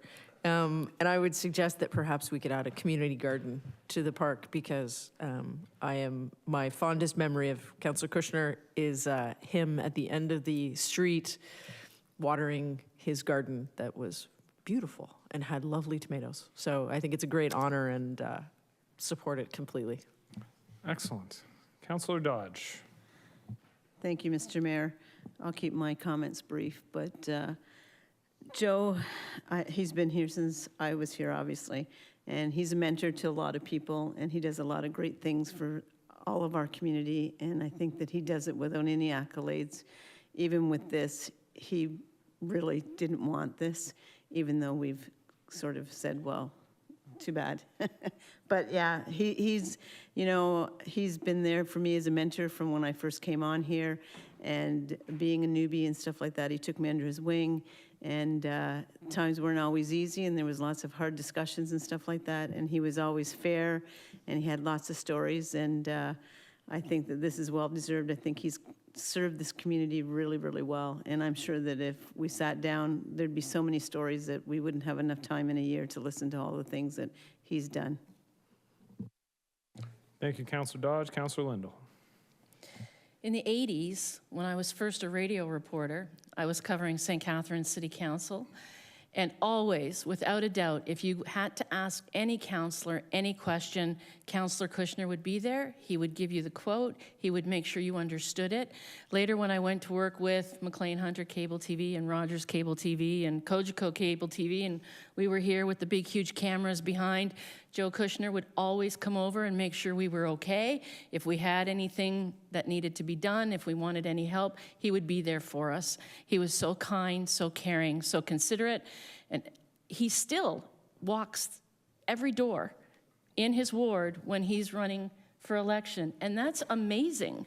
Like, that's fantastic. He wants to meet his constituents, and I just hope that we can all emulate that someday. And of course, every time he calls me parochial, I wear that with a badge of honor. So this is an amazing thing for Joe Kushner. All right. Are there any other speakers? All right. Seeing none, I will only add to the conversation and say that the best testament to the fact that we should be doing this is the fact that he was so angry when he found out that we were going to do it and did not want us to do it. And frankly, someone who doesn't want the attention, et cetera, is the person who probably deserves it the most. So with that, I will look to the clerk to call the roll. Councillor Harris. Councillor Garcia. Councillor Dodge. I pressed voting mode and it didn't pop over. It's okay. Let's do it again. Councillor Harris. Yes. Councillor Garcia. Yes. Councillor Dodge. Yes. Councillor Miller. Yes. Councillor Phillips. Yes. Councillor Stevens. Yes. Councillor Townsend. Yes. Councillor Lindell. Yes. Councillor McPherson. Yes. Councillor Ratzlaff. Yes. And Mayor Cisco. Yes. And that's carried. Excellent. All right, at this time, I'm going to ask Deputy Mayor Phillips to come up and take the chair, and I will beg indulgence if we can move 10.5 first. Oh, Director Christie. Just a question, Mr. Mayor, and to all of council. So when we get the sign done and it's ready to be installed, is there an expectation of some sort of a ceremony? I understand that Councillor Kushner doesn't want any pomp or circumstance around this, but yes? The answer is yes. Okay. And Mr. Christie, you can coordinate through my office on that, okay? At this time, as I said, I'm going to ask, beg indulgence, can we move 10.5, flip 10.5 and 10.4 around? So we'll deal with the short-term rental enforcement first. Everybody's comfortable with that? Thank you.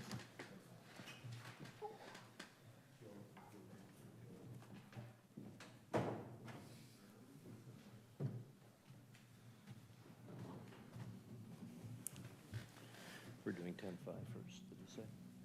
We're doing 10.5.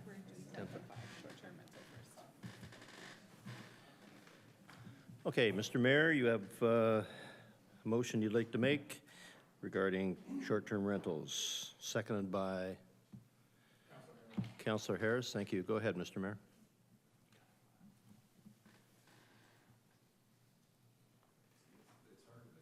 It's not up there. Thank you, Chair. The motion is fairly straightforward. Whereas the short-term rental accommodation licensing bylaw is currently being reviewed at Council's direction, and whereas the intent of the bylaw was in part to deal with properties who were subject to complaints from the community, therefore be it resolved that the City of St. Catharines adopt a complaint-based rather than proactive enforcement policy for bylaw 2023-060. And if I can speak to it briefly, Mr. Mayor. We had a meeting, a couple meetings ago, where we heard from folks in the community and people who had been caught up, I think, unintentionally in the enforcement of a bylaw that started off with good intentions. There were a lot of concerns, if we think back a couple of years to when this bylaw was originally introduced, a lot of concerns with party houses, with people basically operating, hotels within the city. And so the bylaw was brought in to try and deal with those concerns because at the time it was stated that our current bylaws did not have the mechanisms necessary to deal with those problem properties, those properties that were disruptive in the neighborhood. We were given options with respect to how the bylaw would be enforced. It's been described a few ways that, council chose the Cadillac version with very proactive enforcement of the bylaw. Some changes have been made over the course of time. I will admit I take issue with a couple of the changes, and I've forwarded that information to Planning and Building Services as they undertake the review, to Bylaw Services as they undertake this review of the bylaw to try and make it more in alignment with what the original goals of council were. But a change that I think we can make immediately, which would stop us from catching and finding individuals who were not the intent of the fines, would be to move to a complaint-based system at this time. The concerns that were raised several years ago have largely been addressed. We don't hear anywhere near, or at least I'm not aware of hearing anywhere near the volume of complaints or the style of complaints that existed when this bylaw was originally introduced. The party houses have largely been dealt with through the use of this bylaw, but we continue to catch up individuals who I think this bylaw, as it is currently written, is overly punitive. And I'm going to take a moment now to just point out, I don't ascribe any of the, if we're going to talk about blame, I ascribe no blame to staff. I think staff are implementing exactly what was requested by council, both in terms of what's in the bylaw and the enforcement mechanisms that we've used. All of this has been done with the full consent and desire of council. So I don't think staff bears any ill will here. And I've heard some of that from time to time. I think it's unfair. Staff are doing what we asked them to do. And not necessarily this council, it was the last council as well. But staff is doing what they were directed to do. What I'm asking today is that we throttle back on the enforcement, because I don't think we're meeting the original intent of the enforcement anymore. I don't think those problem properties exist the way they did. The bylaw still exists, so if there are complaints, we can still use this bylaw to take on those problem properties that are receiving complaints within neighborhoods that are causing disruptions. But by switching to a complaint-based model, we are not catching up people in the enforcement in what has been, I think, an overly punitive manner up to this point. So I would urge council to support this, because I think we can still meet the original intent of this bylaw as it was intended and deal with the problems that still exist without behaving in that proactive manner and moving to a complaint-based system, which frankly is how we enforce every other bylaw in the city. Thank you, Chair. Thank you, Mr. Mayor. Councillor Dodge.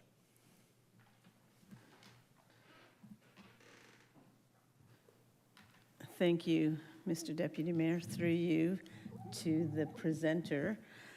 How will this affect, I guess we live in the exception of the areas where we still have the party houses, the party buses, the complaints, the parking problems, all of those issues. How will this affect that? Shall I direct that to the CAO? I asked the presenter. Oh, you would like to go directly to the mayor? I saw that. I guess. Would you reiterate that question to the mayor? Okay, He's so clear? when you were giving your comments on we live a different area, and we still have the issues where we have the party houses, the party buses, the parking issues. There's lots of stuff that we have that is complaint driven. And when my residents are calling, they're saying, you know, like there's no bylaw enforcement down here on the weekends and after hours and stuff like that. We still have a huge problem. So how will this affect what's happening in the problem areas? Mr. Mayor? Sorry? Oh, sorry. So it wouldn't change anything. Like, making this change would not change a single thing that's going on in your area. Because you've indicated, you know, it's being driven by complaints. It would continue to be driven by complaints. Like, not to be flippant about it, but the proactive model is actually not dealing with the concerns you have at this time, because it's all complaint driven anyways. So the changes made by this motion don't change that at all. That's not to say, like, I mean, if there are issues, then we hopefully need to work on trying to deal with those complaints in a more timely manner. But this motion doesn't change that situation. It doesn't improve it or make it worse. It's basically, it has nothing to do with that situation. Oh. Not the answer I was expecting, but I guess we have to continue to live with that. And I know that we are meeting with staff again, Bill and I, this week or next week to try and get that situation rectified somehow, because these people have been living with this since the short-term rentals have come into play. And we definitely still have problems. And maybe by doing this, it'll, you know, free up some of our staff time to deal with the real problem areas sort of thing. And I'm not saying that other wards don't have it, but we really definitely have it in our area. And then my second question was, if we do this, what about people that are actually, you know, kind of where you say we did the Cadillac version of it, are they going to be forgiven, or how will that work going forward? Mr. Mayor? So there's no mechanism in place, and I know this because I've asked legal to look into it several times for me if there was any possibility. There isn't. The reality is there was a bylaw that was put in place. There were violations of the bylaw, and the system that we use to enforce the bylaw through AMPS does not allow for there to be any recompense after the fact. The reality is it was a lawful bylaw. It has always been a lawful bylaw, and so it was enforced the way council asked for it to be enforced. I have asked staff to try and identify any mechanism.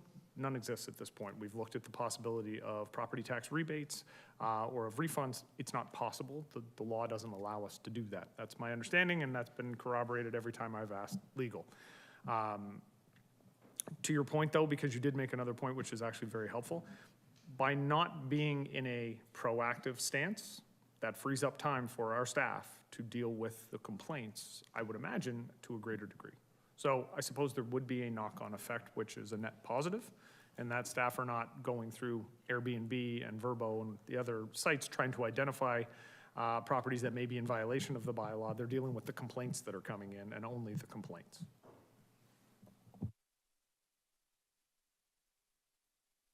Councillor Garcia? Oh, I'm sorry.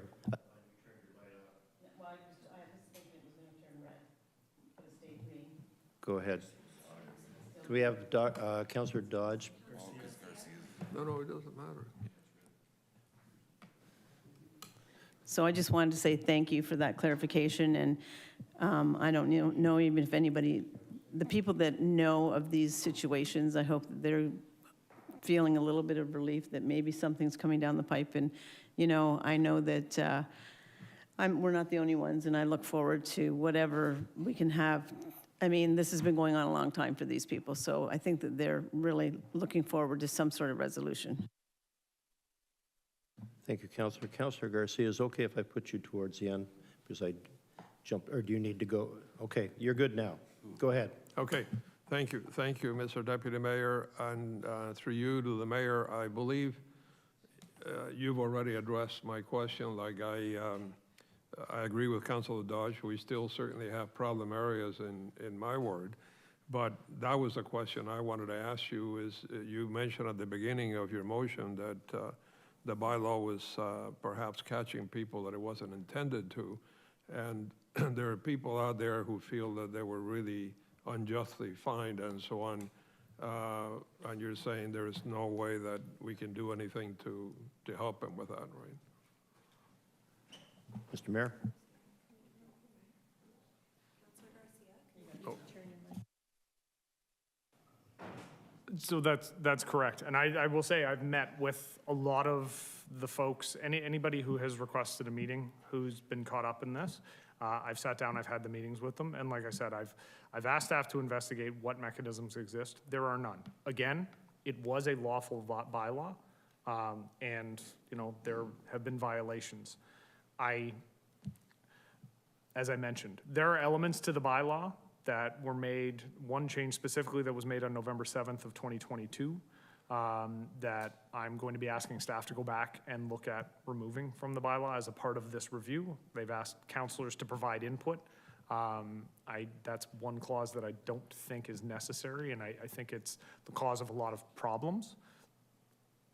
It's a decision that council is going to have to make when the new bylaw comes forward. But with respect to people who've been caught by the bylaw up to this point, again, my understanding is there is no mechanism because of the system that we use and the vagaries of the Municipal Act and how we're allowed to deal with property tax.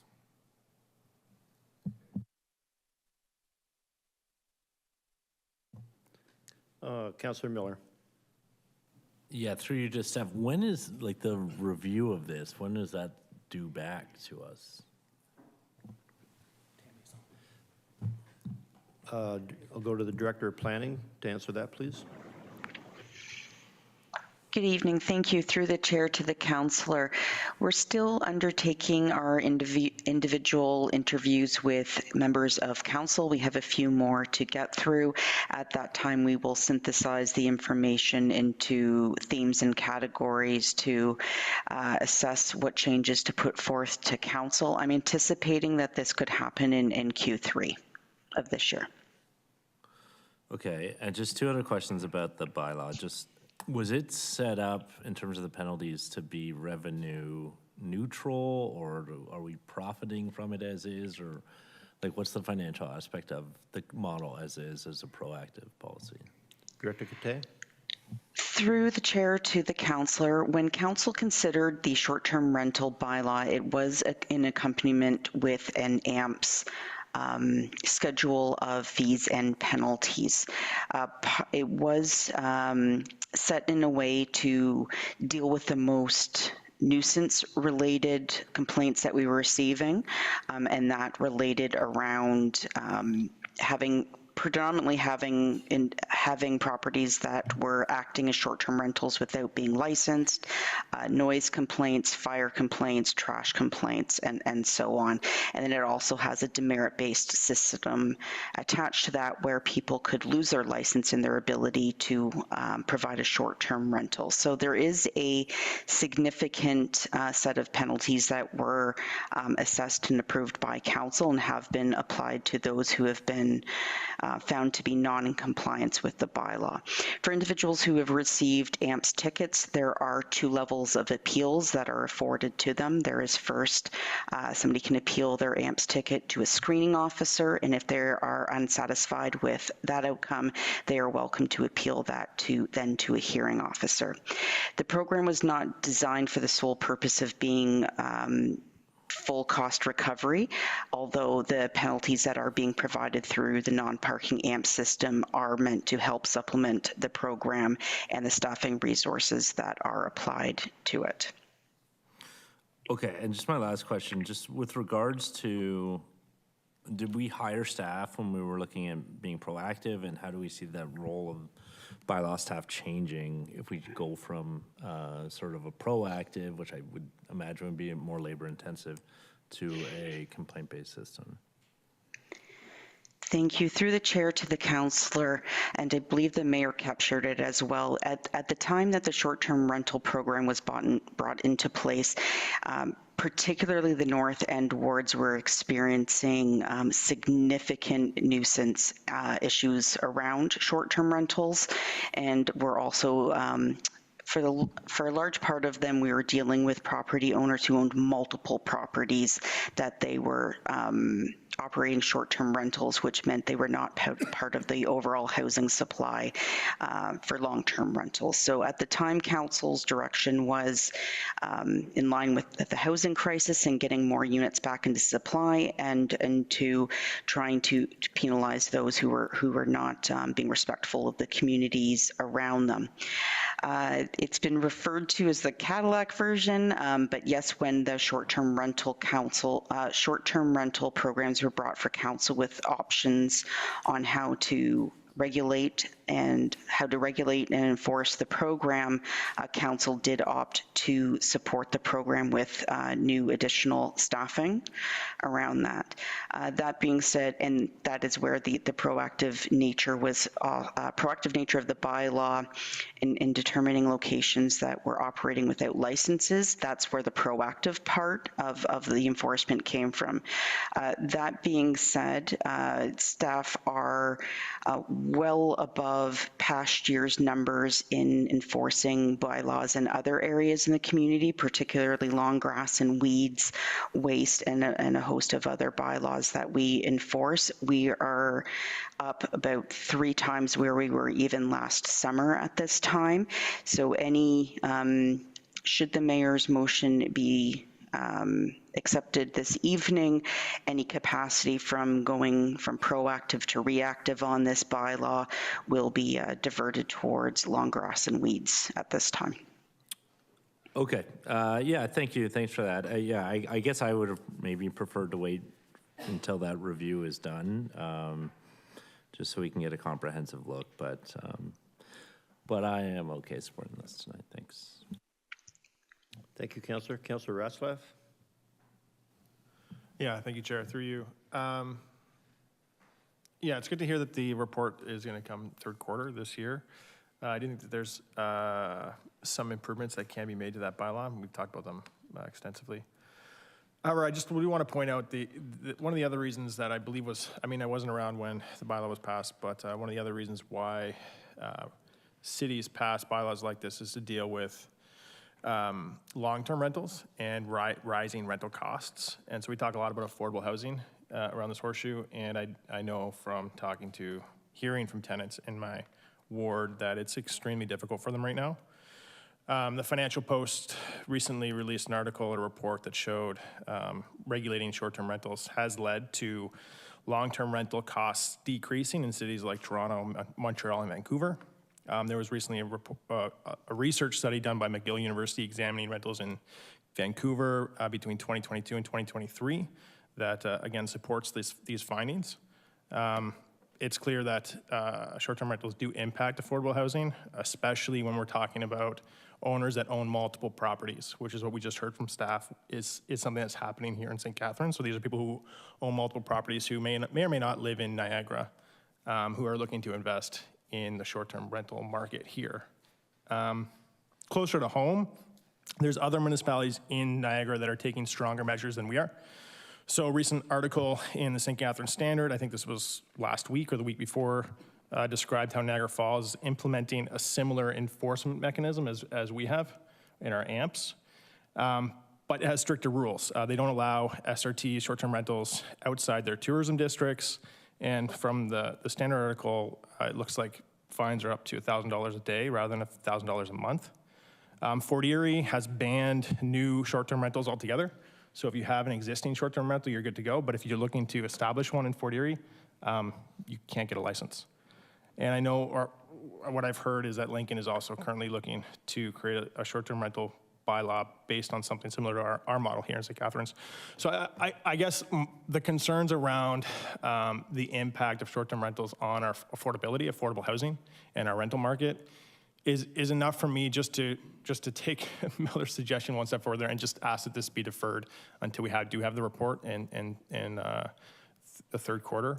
I think that'll just provide us a little bit more knowledge, a little more background on how this will affect short-term rentals in our city. And I'm not opposed to it, but I think that having that background, having that knowledge will lead us to a better decision overall. Unfortunately, Councillor, you spoke to it, so you can't defer it. All right, sure. Then I'll ask someone else around this horseshoe too.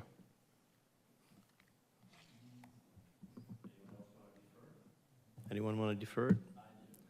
You already spoke to it, sorry. Seeing no one, we'll go to Councillor Stevens as the last person. Thank you, Deputy Mayor.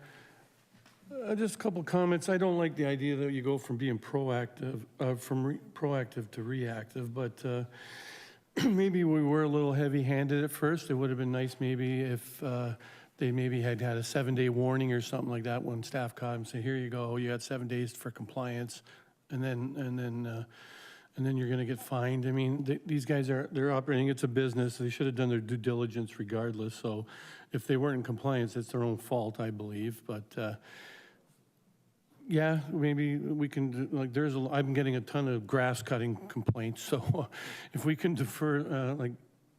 divert staff maybe, and we can try this out. I mean, if it doesn't work, we can always come back and change it again to be proactive in the future. Could we not? So. That's all I had to add to it. Thank you. Thank you, Councillor. And just lastly, I mean, I firmly believe, and I see the Skinner family with us tonight, and the majority of the STRs are compliant and they do a really good job. And it's a small group, and we have a lot of them have had a lot of them in Grantham along the lakefront that we've spent a lot of time dealing with. But it's not as bad as it used to be, and the mayor's right, and I think Councillor Dodge would agree. I'm not getting the phone calls that I used to get, but I still get a few. And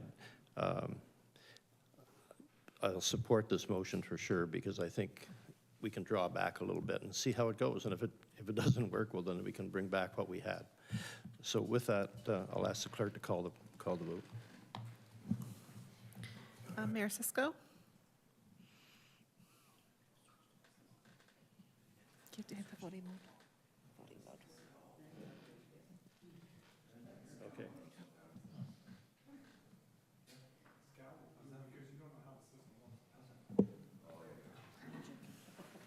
Yes. There you go.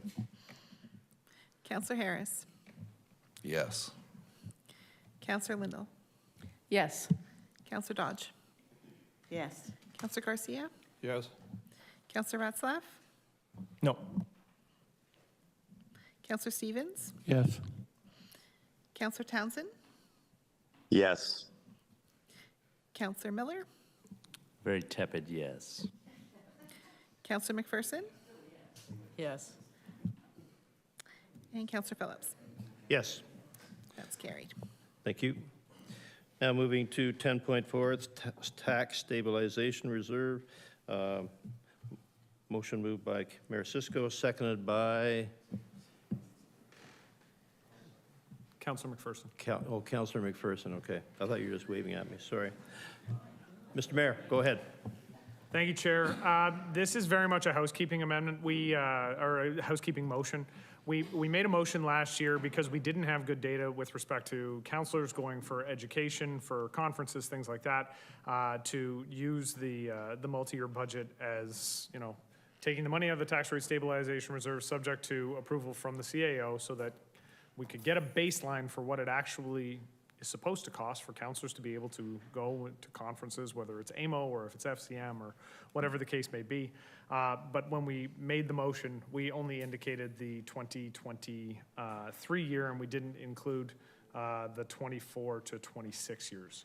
But the intent was at the time that for this term of council, we were going to build the baseline using the tax rate stabilization reserve so that we would have solid numbers for budgetary practice after that. So I'm asking council simply to amend, sorry, we had put it in place for 2023 and 24, but not for 25 and 26.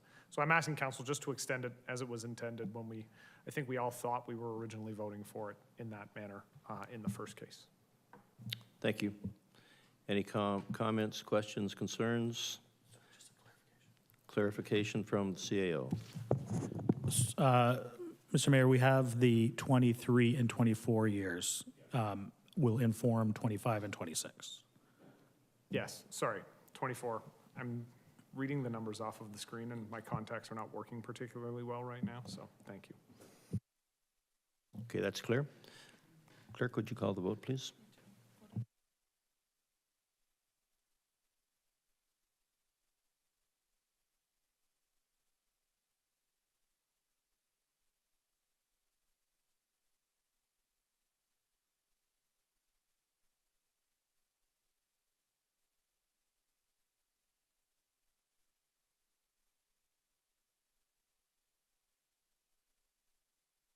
Yes. Mayor Cisco, sorry.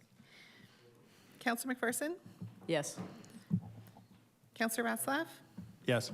Councillor Stevens? Yes. Councillor Townsend? Yes. Councillor Miller? Yes. Councillor Harris? Yes. Councillor Garcia? Yes. Councillor Dodge? Yes. Councillor Phillips? Yes. Councillor Lindell? Yes. And that's carried. Thank you. Mr. Mayor, you going to take the chair back?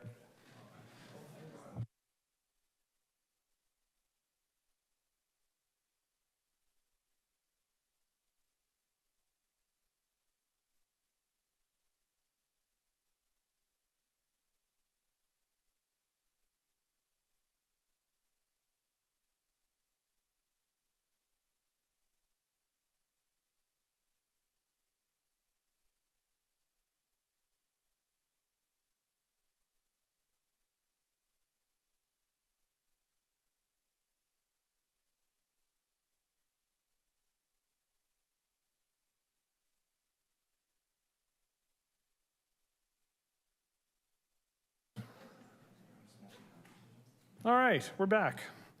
Item 11 is motions of City Council as sole shareholder for St. Catharines Hydro Inc. 11.1, approval of St. Catharines Hydro Inc. bylaw number 2. Moving the motion, I have Councillor Harris, seconding Councillor Garcia. It's a hydro motion, so I felt compelled to go with a hydro person. Are there any questions, comments, concerns, queries, confabulations? Seeing none, I will look to the clerk to call the roll. Councillor Harris. Yes. Councillor Garcia. Yes. Councillor Lindell. Yes. Councillor Dodge. Yes. Councillor Miller. Yes. Councillor Stevens. Yes. Councillor Townsend. Yes. Councillor Ratzlaff. Yes. Councillor Phillips. Yes. Councillor McPherson. Yes. Mayor Cisco. Yes. That's carried. All right. Are there any notices of motions for the next meeting? Seeing none. Report requests. I have a request for a report on potential outdoor pickleball court options in the city and the anticipated costs. That's right. We're talking pickleball. Out of curiosity, just show of hands, who here has played pickleball? It's a phenomenal game. I'm just going to throw it out there. Mr. Christie, not a very good partner when you play pickleball, but adequate. We were winning 4-0, and then he started playing, and it got bad. All right. Other report requests. Councillor Harris. Yes. I was wondering if we could ask for the CAO to prepare a report from the region as to exactly what a non-barrier shelter is and how they select locations, and how the region made the decision to perhaps put one in St. Andrews Ward, and who they consulted and how the decision was made. So, and I would prefer if actually the regional staff would come and make a presentation. So can I suggest that rather than requesting a report, you're requesting the CAO to make a request of regional staff to come That would be wonderful. present on it? Yes. Okay. All right. So we'll put this as a request for regional staff to report on low barrier shelters. To council. All right, is there anything else? Seeing none, you know what, we're just gonna go with a show of hands. All those in favor? Opposed? That's carried. We have committee and task force minutes. And before we move on, this is item 14.1. Councillor Ratzlaff, you wanted to comment? Yeah, thank you, Mayor. Through you, I just wanted to speak to the Anti-Racism Advisory Committee minutes from July 4th, 2024. So it's close to the end of those minutes. There's a piece of correspondence on the agenda that prompted, or on their agenda that prompted discussion by the committee about ways the city can support the Palestinian community here in St. Catharines. The committee passed a motion encouraging donations to help people in Palestine and local families through the Niagara Palestine Coalition's Niagara Gaza Relief Fund. You can find that on their Instagram page in their links there. So the committee asked the city to make a public call for those donations, and I'd like to personally make that call before you tonight, advise you that I'll be making a donation, as well as encourage my fellow colleagues and community members to consider donating as well. And I want to thank the Anti-Racism Committee for volunteering their time and their lived experience to advise us. I think that I had an opportunity to visit or to sit in on the Accessibility Committee. And all those committees, they work behind the scenes, and we don't often see their work. I think that there's maybe a gap there between how their work is communicated to council and the community, but they're all doing a lot of hard work in those committees, and I want to thank them for their time and the work that they're doing. So thanks. Thank you, Councillor Ratzlaff. Can I have a mover to receive and file the minutes? Councillor Phillips, Councillor Miller is the second. All those in favor? Opposed? That's carried. And then the second part of this is a resolution from the minutes of the Anti-Racism Advisory Committee meeting of July 4th, the amendment to the public nuisance bylaw, and this is for staff to prepare a report on the requested amendment. Can I have a mover and a seconder? Councillor McPherson, Councillor Phillips, no, can't go show of hands. Any questions, comments, debate? All right, seeing none, I will look to the clerk to call the.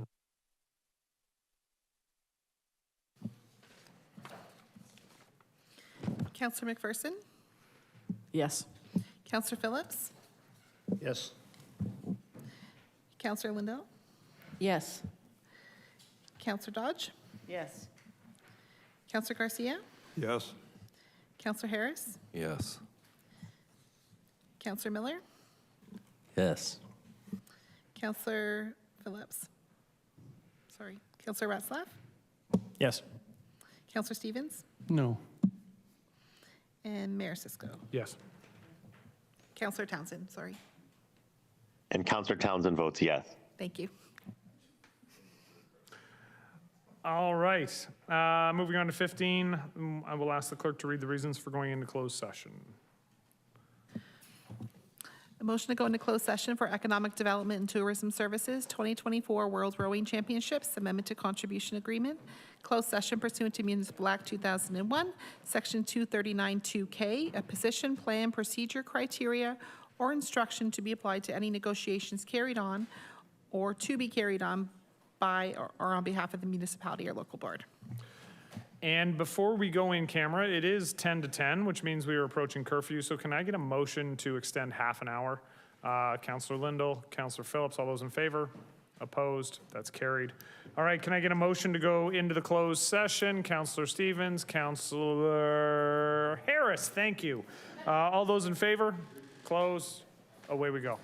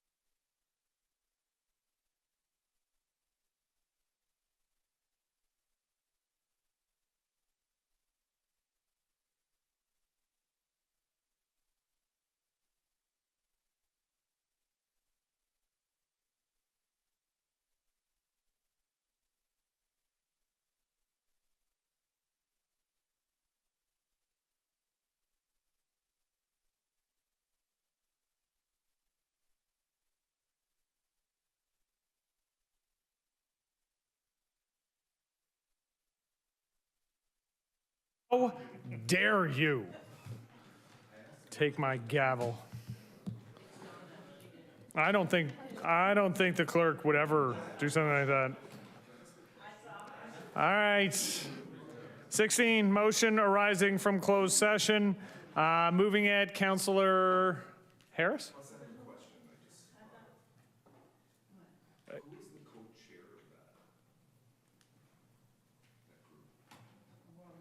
World Rowing? I don't believe so. When Carol Persit phoned me, this was several days ago, and she said, I just want to alert you that we're going to be before council next Monday.